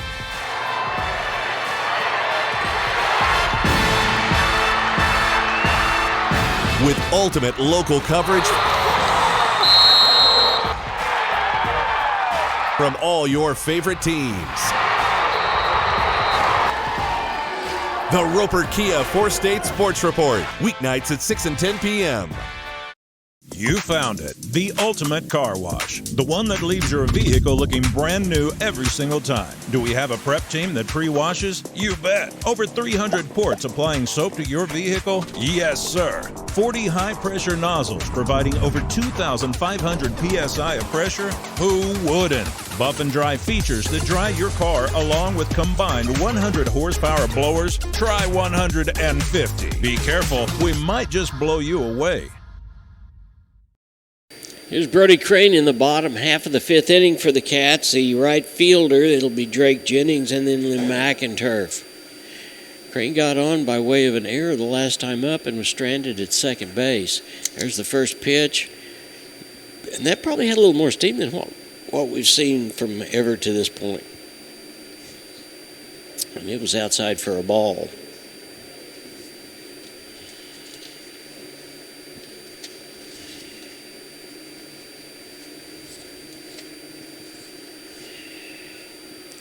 He looks down, as we said, he's almost gone into slow motion, and here comes the next pitch, and that was an off-speed pitch that missed its mark for ball 2.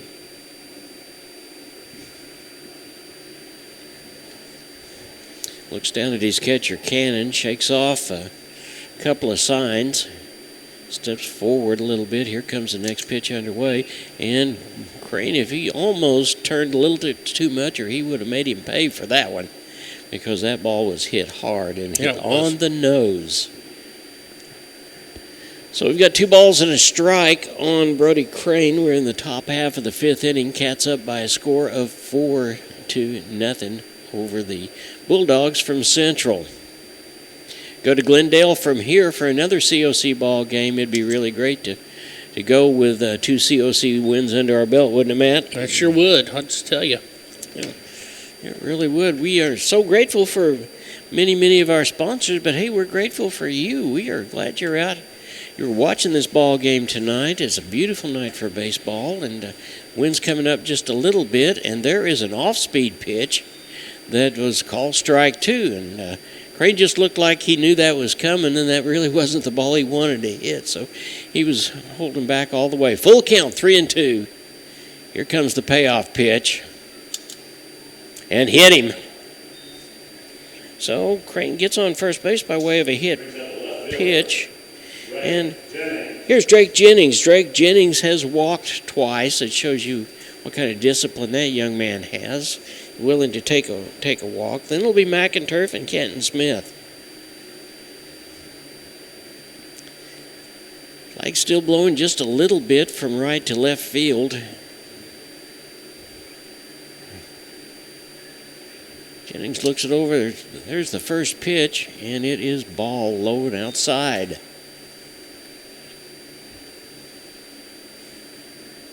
First baseman holding Crane on over there at first base.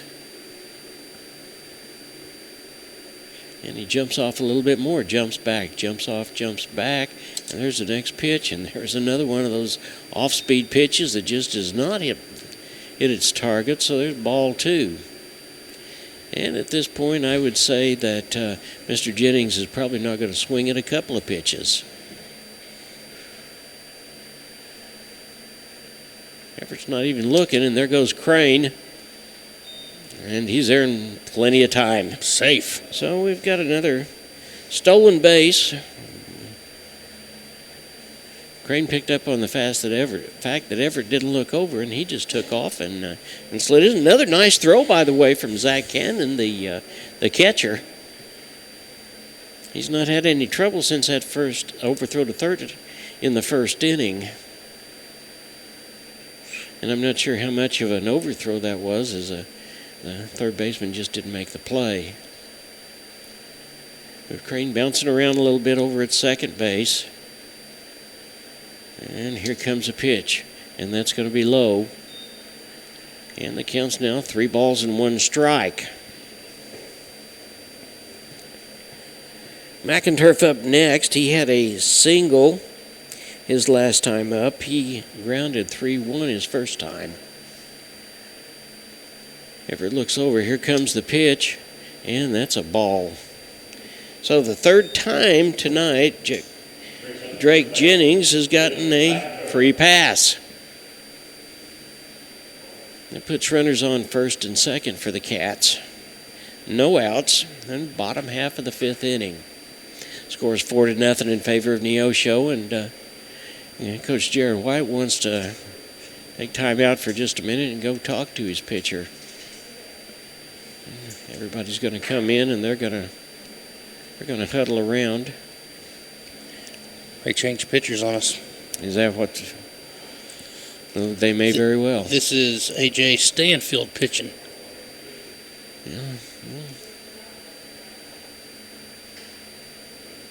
Well, let's see. Stanfield is number 16. You're exactly right. They did change pitchers. They got Everett out on shortstop, so I don't know where. Yeah. Well, Stanfield is okay. Then number 16 is Stanfield is pitching, and number 15, I believe, Everett is at shortstop. You're right.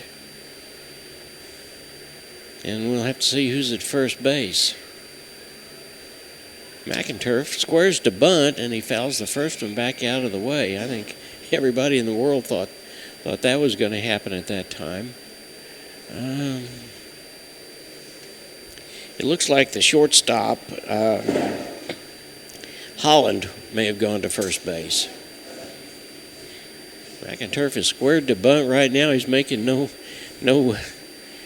ifs, ands, or buts, and squares back, and he hits that ball, and it's a high ball that is going to be caught. It's caught. And it's caught over there, right there at left field line, so there's the first out. Here's Canton. He did that same thing. He kind of squared around a bunt, pulled the bat back, and popped one up in exactly the right place and put it out of the ballpark. Now it looks like that the coach is going to come out again And we'll see if we're going to have another pitching change, but I would think that that's exactly what we're going to have to do. Okay, that's it for so Stanfield. Yeah, and I believe he's going to go back to first base. And that looks like the second baseman. And that is Rowan Hart. Oh, let's see if he turns around. I'm just saying that's who it is. Yeah, that is number 19. That's right. That is Rowan Hart. Yep. So he will go back, and I'm going to assume that we'll see who goes to second base, but it may very well be the guy that started shortstop, Holland, go to second base. Huh? Yeah, the second baseman. And Hart throwing a few pitches. We're going to take a timeout, and we'll give him a chance to warm up. You're watching the Neosho Wildcats on the KNEO and Neosho Wildcat Sports Network. We'll be right back after this. The Roper Kia 4-State Sports Report will provide up-to-the-minute scores and highlights from around the 4 states.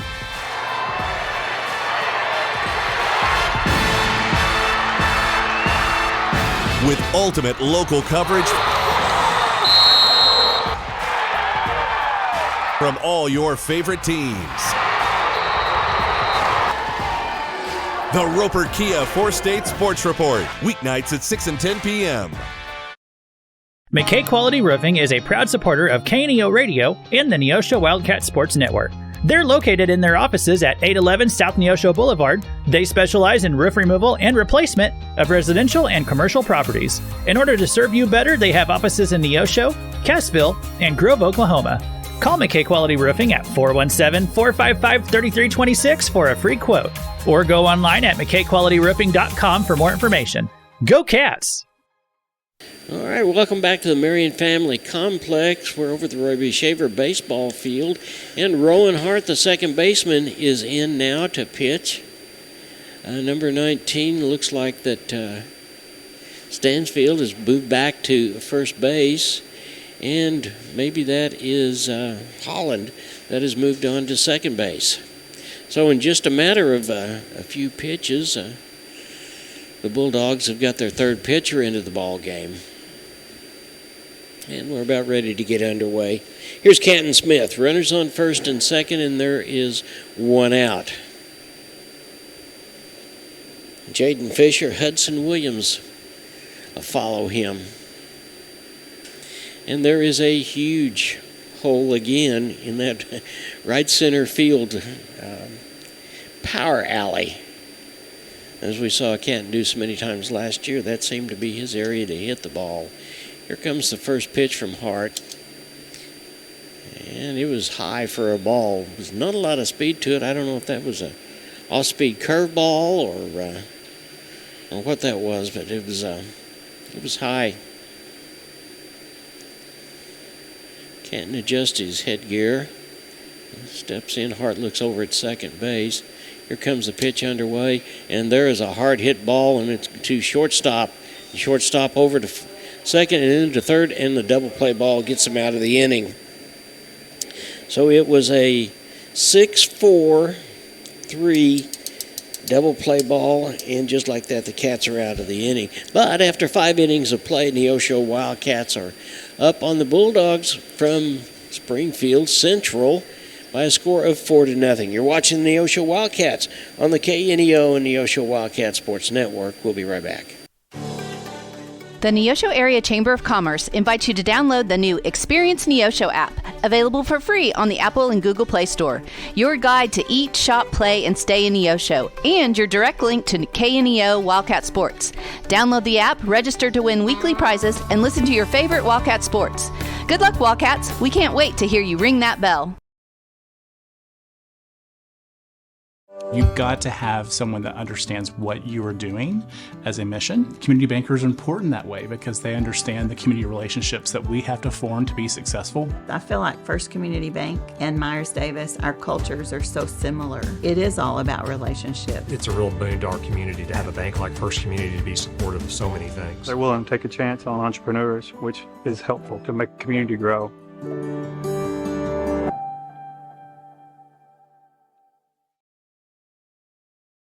It's the top half of the sixth inning. Boston Patterson going the whole way for the Neosho Wildcats at this point, just kind of cruising along. Cats are up by a score of 4-0.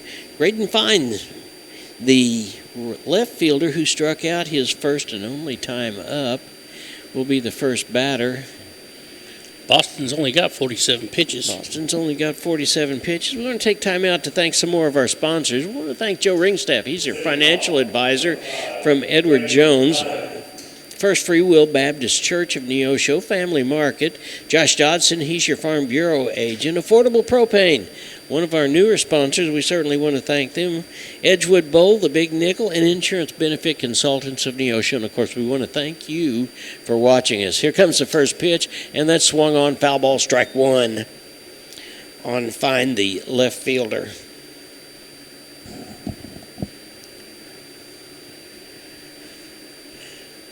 Boston looks down. Here comes his next pitch. And that was another foul right off the tip of the bat for foul ball strike two, and he's ahead in the count. Cats scored 1 in the first, 1 in the third, and 2 in the fourth. Nobody scored a run for the Bulldogs yet, and the Cats did not score in the fifth inning.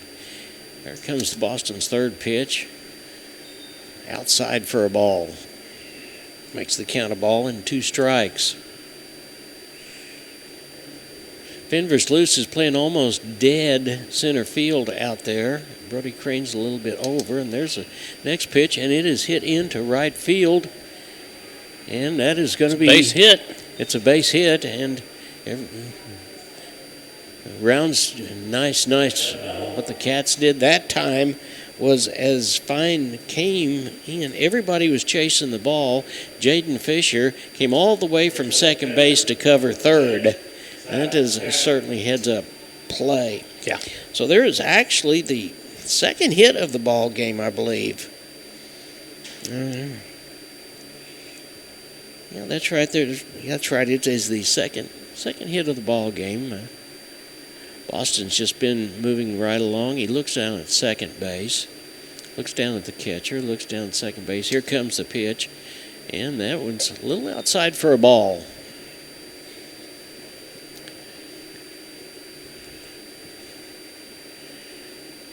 Boston looking down, looks back at second base. He and Ken have decided on the pitch, and there's a pitch. And it got away from, it hit the batter. So it hit batsman, and Zach Cannon is on first base. So runners on first and second. That's going to bring up Barrett Burns. He has struck out, and then he has had the other hit in this ball game.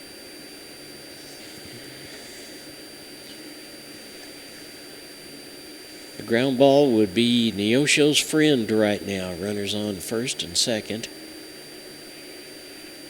Austin looks over at second base. Here comes the pitch, and that's a call, strike one. Burns started to pull the trigger on that one, and back away and chose not to. Now he probably wishes he had.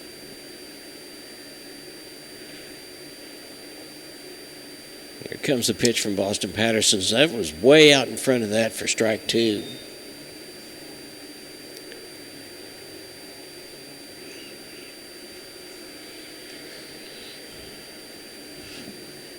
Nothing doing in the Neosho bullpen. Coach Kilgore is very happy for Boston to go the whole way. Double play ball to second, over to first, and got him. 2 outs. Another one. There's 2 outs. Great job that time. That is the second double play ball for the Cats. And there is a runner on third base, but that's okay. So that was 4-6-3.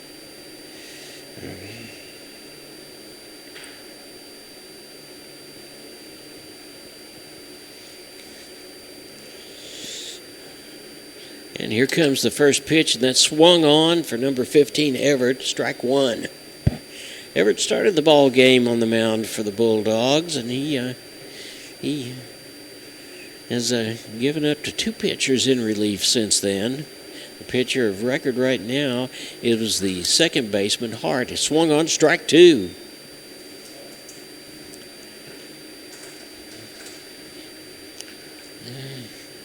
Here comes home.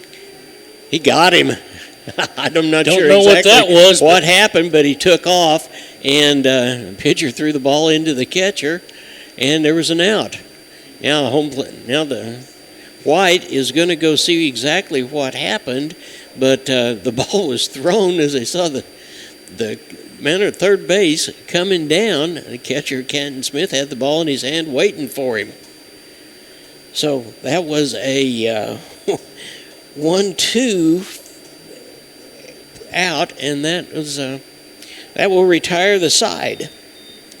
So after 5.5 innings of play, and there is still some discussion out there, I'm not real sure what it's all about, so we'll hang on to it right here for that's going to be it again. Coach White not satisfied, but he's going over to his end. So after 5.5 innings of play, Neosho Wildcats up by a score of 4-0. You're watching Neosho Wildcat Baseball on the KNEO and Neosho Wildcat Sports Network. At the Hillcrest Church of Christ, we're striving to be His own people, eager to do what is good. Join us for worship at 10 and 6 Sundays, and for class Sunday morning at 9 and Wednesday evening at 7. You're sure to find a warm welcome and friendly people seeking to please God according to His Word. Wildcats, join us every Tuesday morning before school for Devo and Donuts at 7 a.m. Learn more about the Hillcrest Church of Christ at neoshochurchofchrist.org.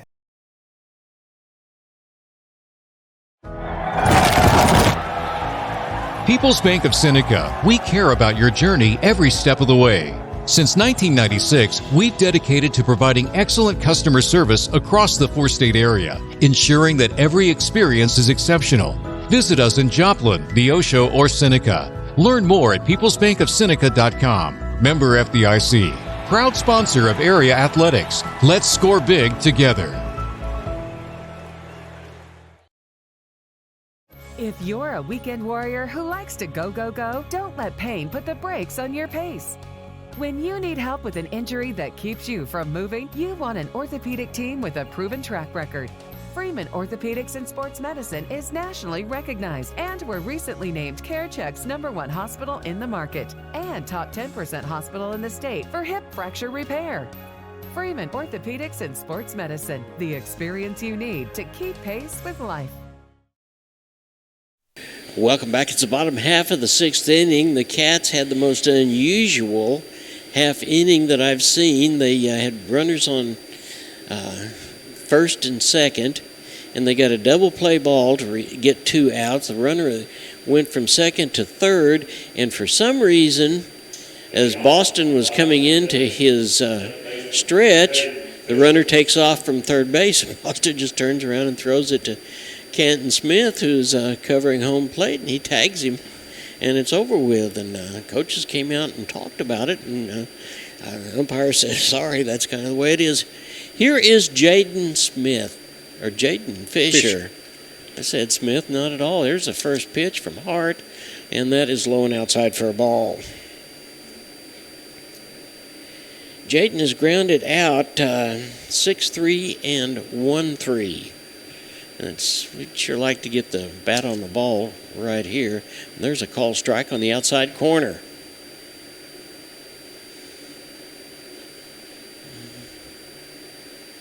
Well, the Cats would like to pick up some insurance runs right here, and I think so would the fans. And he swings at that one, and it's going to just drop foul on foul ball. Yeah, just barely on the backside of third base for strike one. Or strike two. Rowan Hart, the second baseman, on in relief of Stansfield, who is on in relief of Everett.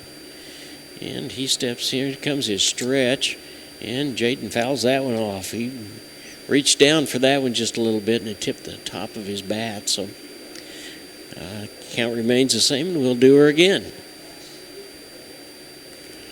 Center field over second base is wide open. And right down first base line is wide open. And there is a ball that's hit to the shortstop, and he's up with it, and he's over and makes the play. So nothing doing for Jaden in this ball game. 6-3, and there's the first out. Here's Hudson Williams, who has walked twice and come around and scored twice. I think he and Drake Jennings are trying to see who can walk the most times during the ball game. And Drake's got him right now because he's been walked 3 times. There's the first pitch, and Hudson fouls that one off for a foul ball, strike 1.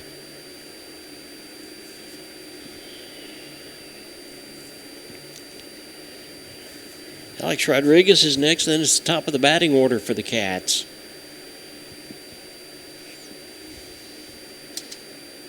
And there's a ball that is hit to the third baseman, and he's going to have to hustle because he overthrows it, and Hudson's going to go on around to second base. And he's there easily. So Hudson makes the best out of a overthrow from the third baseman, and he gets around to second on an E5. And here is Rodriguez, and I'm trying to see, Matt, can you see who that is that's over there warming up in the Wildcats bullpen? I can't see from here.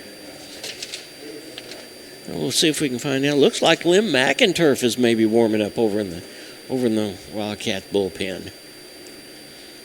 And here's A-Rod. There's the pitch, and there is a ball in the outside corner. So there's the first ball pitched. Hudson is probably going to do his famous little dance over there at second base and see if he can distract Mr. Hart.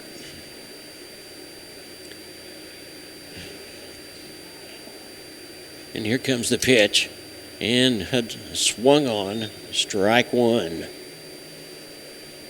Cats could use a couple of insurance runs, in fact, right now, and expect to get 3 up, 3 down in the top half of the 7th. This ball game's over with.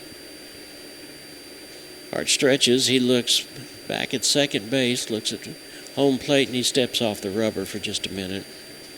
Tells the catcher to go through all the signs again, or Cannon's up, and he's going to go out and talk to him for just a minute.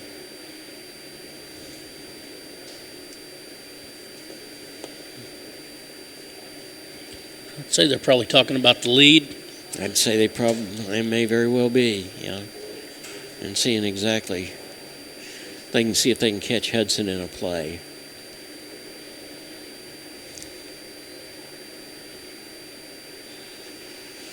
And Hudson is watching, and he steps off just a little bit. And here comes a pitch from Rowan Hart. Swung on, strike 2. That's the second one that Rodriguez has swung at a low pitch. 1 out. We're in the bottom half of the 6th inning. Cats are up by a score of 4-0. A ball and 2 strikes on A-Rod, Alex Rodriguez, and they throw the ball back to second base, but Hudson Williams is back in plenty of time. There's some sort of a little bird flying across. It looks like a hawk. Yeah, flying across, almost hit the ground in the outfield over there.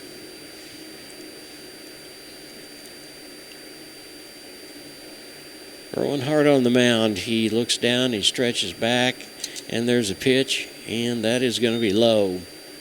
Evens the count at 2-2. With the second baseman holding the runner on at second base, a ground ball is going to score Williams if it sneaks through there, and it could very well.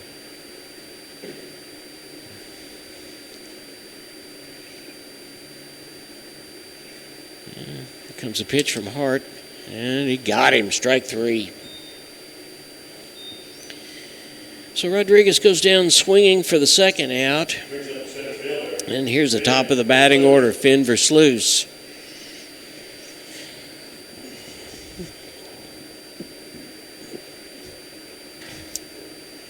Versluis has gotten on by a error from the center fielder, a double and a infield single.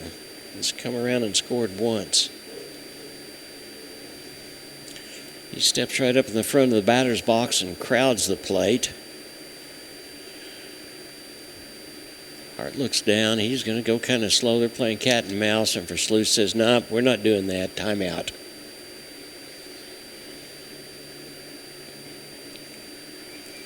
And Hudson Williams is sneaky fast. We've seen him. If you don't pay attention to him, he can sure fool you, and he can be at third base before you can say Jack Rabbit. And Versluis, here comes the first pitch, and that's called strike one on the outside corner.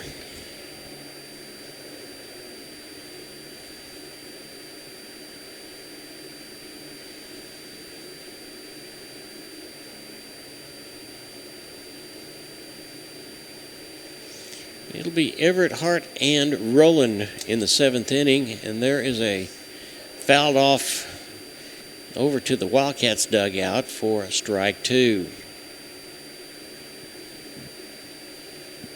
And if things stay the way they are, Matt, the Cats are going to be 2-0 in the COC. That's the way it's looking so far. Yeah. Headed to Glendale in just a couple of days on Thursday.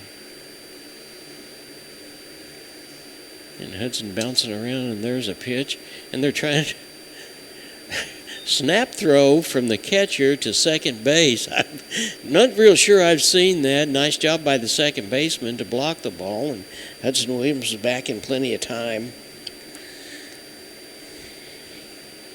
You wondered about Mr. Cannon's arm, and he's shown us that he does have an arm. Yeah, he can get it there. Yeah, he can.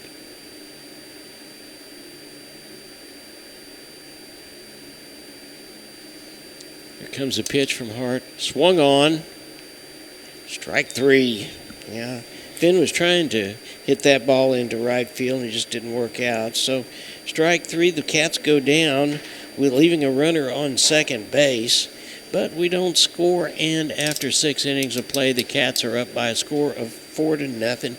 We're bringing the top of the seventh, and well, that answers the question, because Boston Patterson has hurried up and got out to the mound, and he wants the ball, and he wants it fast, wants it quick. We'll be right back after this. You're watching the Neosho Wildcats on the KNEO and Neosho Wildcat Sports Network.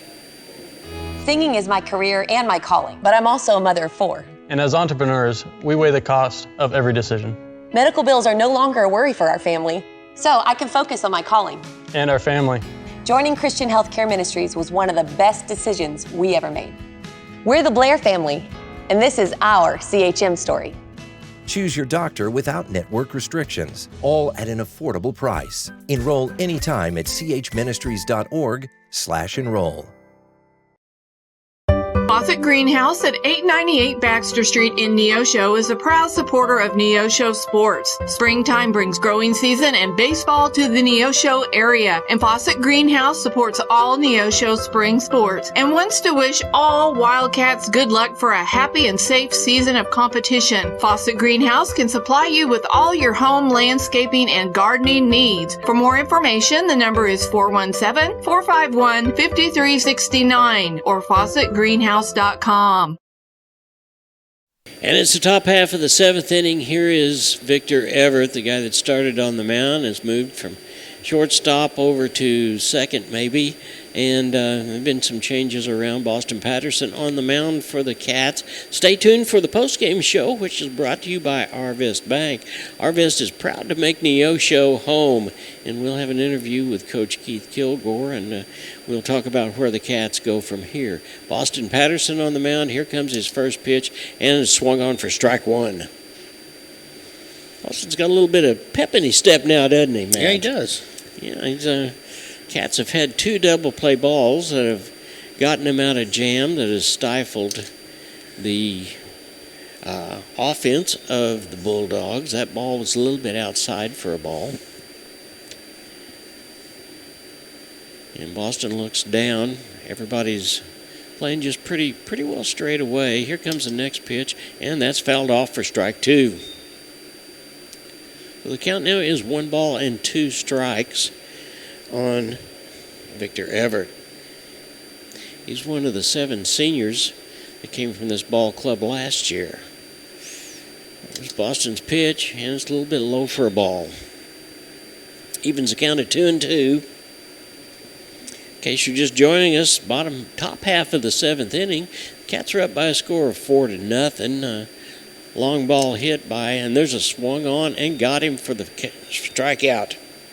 Long ball hit in the 4th inning by Canton Smith. That's really been it. Otherwise, the Cats have really made the pitchers pay because they've taken the passes and come around and scored. Hudson Williams has scored twice on a pass.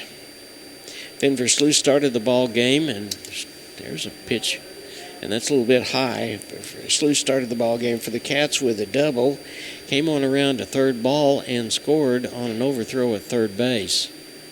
Here comes the next pitch from Boston, and it's a let up a little bit, and it's low for a ball. That'll make the count 2 balls and no strikes.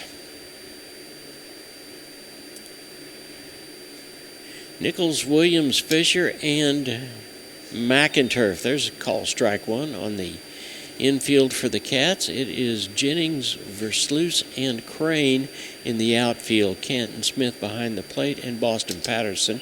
And there's that little change-up that is fouled off. It's going to go right back over here to the soccer field.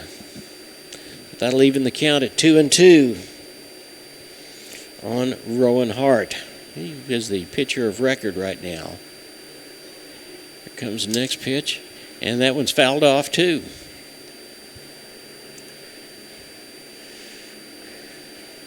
So we will do exactly the same thing all over again.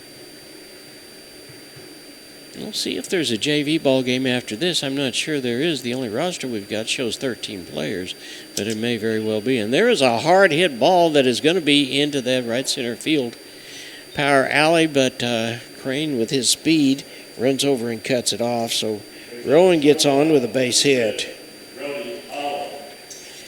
Here's Holland. He has flied out and is struck out. Be nice to have our third double play ball, Matt, to finish this ball game, wouldn't it? Boy, wouldn't that would be a way to finish it up.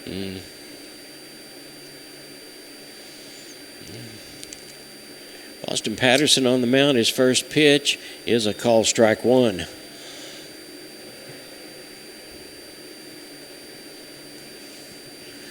Hart taking off a little bit from first base. Boston looks down. There's the next pitch. And it's low for a ball. Cats have been able to do away with any base runners that they might have by way of a... And there is another hard hit ball, and Crane comes in. He does not make the catch, but throws the ball to second base and almost got him. You saw the arm of Brody Crane that time. He ran in on a ball that probably was a base hit anyway, and they thought it was going to be caught, and he still threw the ball into second base and almost got the play. But there's 2 runners on base by way of 2 hits. Here is A.J. Stansfield, who was one of the pitchers for the Bulldogs. And there's the first pitch from Boston Patterson. It was fouled off for strike 1. And 2 pretty well hit balls in top half of the 7th inning, which is pretty much more than Bulldogs have had all night. Here comes the next pitch. Ball high. That evens the count at 1-1.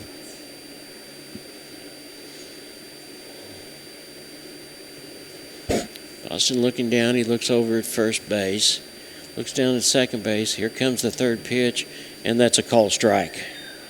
Right on the outside corner.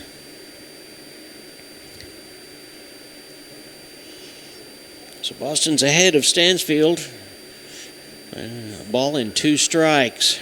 Strikeout here would go really well for the Cats. Here comes the pitch, and Canton Smith is able to be the wall back there and smother that ball before it went anywhere and was ready to throw the ball down to first base. That evens the count at 2-2. Boston takes a deep breath and he says, wait a minute, I'm going to step off for just a minute or two. And he looks around. Now he's back in there. And looks down at Canton Smith. Looks at second base. Here comes the pitch. Got him! Strike 3. So there's the second out of his. And here's Zach Fox, the last opportunity for the Bulldogs. He'll step in from the left-hand side. He has struck out once, and he has grounded out and hit into a double play. Boston would dearly love to finish this ball game, and there's a ball that's fouled right back into the backstop for strike 1.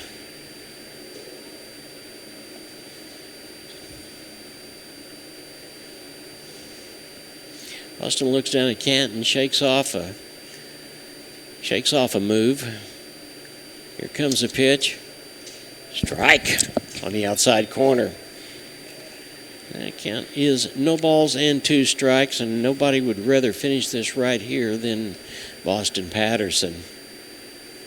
And he looks down, looks at second base. Here comes the pitch underway. Got him! Struck out the last 2 when he needed them. So the Cats win it by a score of 4-0. The time of the ball game was 1 hour and 45 minutes. It was a 4-hitter that Boston Patterson threw, and he had 1, 2, 3, 4, 5, 6, 7, 8 strikeouts. We'll be back with a post-game show after this. You're watching the Neosho Wildcats on the KNEO and Neosho Wildcat Sports Network. If you're a weekend warrior who likes to go, go, go, don't let pain put the brakes on your pace. When you need help with an injury that keeps you from moving, you want an orthopedic team with a proven track record.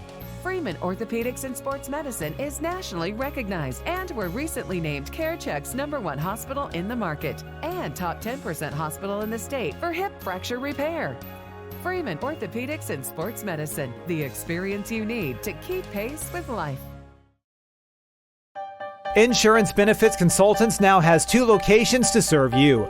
They're located at 1009 South Neosho Boulevard in Neosho and at 701 Northwest McNelly Road in Bentonville, Arkansas. They are proud supporters of the KNEO and Neosho Wildcat Sports Network. They provide Medicare and Medicaid supplemental policies, as well as life, health, and group health insurance plans from companies like Allstate and Colonial. For more information, call 417-451-4244 or in Arkansas, 479-431-5226.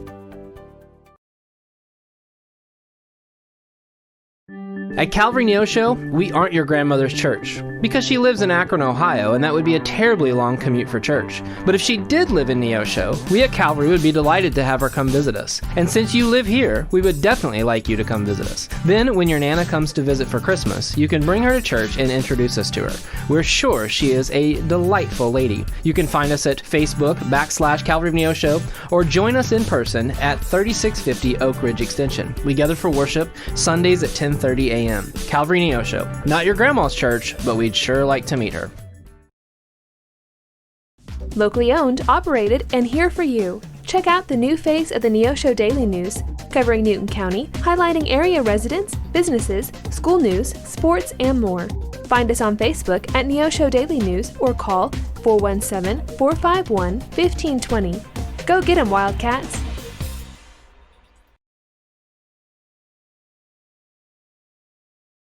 Welcome back to the postgame show. The postgame show is being brought to you by Arvest Bank. Arvest Bank in Neosho, we believe in the power of serving others. From small businesses to agriculture, whether you're looking for someone to help manage your mortgage or an expert in wealth management, we got you covered. You deserve to have a financial partner who cares about you and can help you reach your financial goals. Arvest Bank of Neosho, proud to call Neosho home. And, Matt, the Cats did it. There was nothing real exciting about what they did today. They were not as productive with the bats as they've been in the past, but they certainly made up for it defensively, didn't they? Yeah, they sure did. And there's a lot of do's and don'ts, I think, as far as Central goes. Yeah, I think there is too. Central has lost their second COC ball game, having lost to Carthage 5-0, and they lost here 4-0. So they're 0-2 in the COC, but they got a long way to go. They've only played 5 ball games. So their pitching started out pretty good, but then all of a sudden they started changing some pitchers around, and their roster only had 13 players on it. So we'll see if there's going to be a JV ball game or not. It looks like they are actually picking up the bases, so I guess that's out on the JV ball game as far as that goes. But yeah, it was Boston Patterson wins the ball game. He had 80 pitches, and he had some good stuff, and he concentrated. And the thing that separates Boston, as we continue to say, is he is such a mature pitcher. When he gets himself in trouble, he knows how to stop that. Yeah, absolutely. And he depends upon his defense. The Cats had 2 double play balls, and probably would have had an opportunity for a third one, but he just decided he struck out the side in the 3rd inning, and then he got 2 strikeouts here in the 7th inning as well. So it was a great victory for the Cats. They will go to Glendale on Thursday night for their 3rd COC ball game, and then they'll be right back home. We've got a full schedule for next week. We've got Mount Vernon here on Monday. Who have we got on Tuesday? Kickapoo. That game starts at 4:30, by the way. And then Ozark, and Ozark is going to be there, and I believe we're going to follow the Cats on to Ozark for that ball game, because by the time we get through with things going on next week, the Cats could very well be described as first place in the COC action. So we're going to take another time out, and we'll be right back after this. You're watching the Neosho Wildcats on the KNEO and Neosho Wildcat Sports Network. Stay tuned for the post-game show, which is being brought to you by Arvest Bank. We'll be right back. Hi, this is Pastor Mike from Calvary of Neosho, and I want to take a few moments to give you hope today. Are you feeling overwhelmed with the daily struggles of affording rent, paying for groceries, buying gas? I want you to know that there is a God who is big enough to handle all these problems and bring you relief. He wants you to live free from worry and stress. James 4:2 says, "You have not because you ask not." Have you asked God to help you today? For KNEO Radio, I'm Mike Leake.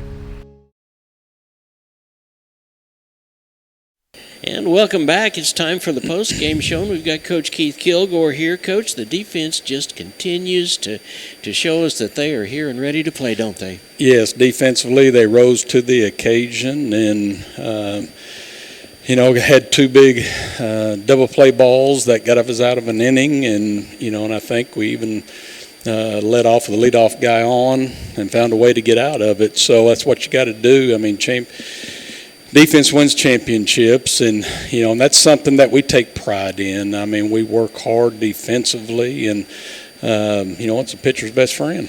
Oh, man, there's no doubt about it. And I would imagine if Boston were here, and one of these days you're going to have to bring some of the stars of the game up and talk to us. I will do it, absolutely. I will tell you that Boston will be the very first to say Yes, defense is his buddy. Hey, listen, Boston is a competitor. We needed him to compete today. We had some tough ABs, and give them credit. I mean, their pitchers were in the zone and, making it tough on us. And, we found a way to scratch one here and there, and had the big fly by Ken Smith. And, that kind of gave us some excitement in the dugout. But, those are games you have to win, and it's got to be the guy on the mound that, is going to lead the way. And Boston Patterson did that. Well, I tell you what, our guys up at the plate have got to be the most disciplined guys I've ever seen. I mean, Hudson Williams takes 2 walks, and I thought we were going to have a walking contest between him and Drake Jennings to see who could get walked the most time, but Hudson came around and scored twice. Well, our guys have bought into quality at-bats and whatever it takes to get on, and we're pushing to get that leadoff guy on, because stats, tell you that they'll score 80% of the time. And so that's been an approach that, we've had from day one, and especially when we get 2 strikes, we've been working hard on 2-strike approach and no swing and miss.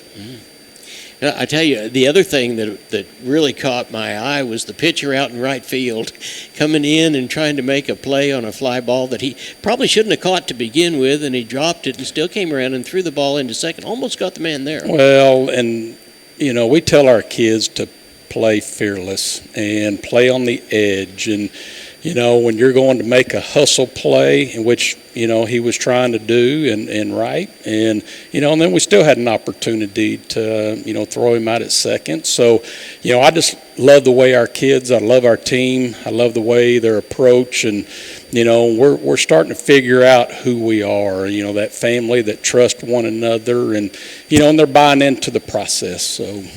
There was a fly ball hit out to left field, and I think everybody on that side of the ballpark went out to left field, and here comes Jaden Fisher from second base all the way over to cover third. Now that is thinking, and that's exciting. And that's baseball IQ, and that's what we continue to work on. And and those are situations that it's a daily routine for us, and so now they're just reacting. So that's one thing that we're going to get out of our kids. They're coachable and they're fun to be around, and and we're coming together as a team. Yeah. Hey, we got Glendale Thursday night. What do you know about them? Well, I know that they're pretty good, and we'll have to be at our best. And so we need Brody to go out and be efficient. I believe, because every time out we have played solid defense. So we're going to play solid defense behind him. He's just got to be efficient and work ahead in the count, and we're going to have to scratch some runs, get some timely hits. Yeah. Next 2 weeks are busy, it is. Aren't they? Looking forward to it. And COC, I mean, it's a tough opponent, every day out. And you got to give Central, credit. I mean, they hung in there. Their guys, competed hard. And we're just very fortunate. W's are hard to come by. Yeah, they are, and our kids just keep doing. Congratulations, Coach! It was Thank you, John, great victory, and we're excited for the Cats. Hey, we are, as far as standings are concerned, on the top of the bracket of the Class 5 district or Class 6 District 6. Because we know that our friends down at Nixa lost a ball game, but we just keep adding them up. So well, every day in the COC is a grind, and you got to go out and give your best shot every time. And so that's what we tell our kids. You come with the enthusiasm. It's another opportunity to showcase and prove what kind of team we are. Yeah, and we are, and it's exciting. Hey, if you have not been out here to see these kids play, don't listen to me and the coach. Come on out here and support these kids. This was a beautiful night tonight. It was a great night for baseball, and this ball club is exciting. If you come out here, I promise you will not be disappointed. Coach, thanks so much. Amen. Go Cats. You bet. Go Cats. We're all about that. Thursday night, the Cats go to Glendale, and then as we said, we've got a full week next week. The Cats move to 11-1, and they are 2-0 in the COC. What a better place for us to be than to be exactly that. And by the time next week's over with, we'll have an opportunity to expand on both of those. So till we see you again, and we will be back here on Monday night for sure, and then we've got a ball game on Tuesday. Mount Vernon comes to town on Monday night, and then we've got a ball game on Tuesday night. So we are excited about that. Be with us, and we will see you again on Monday night. So until then, it's Matt Ball and John Ball. Congratulations to the Neosho Wildcats.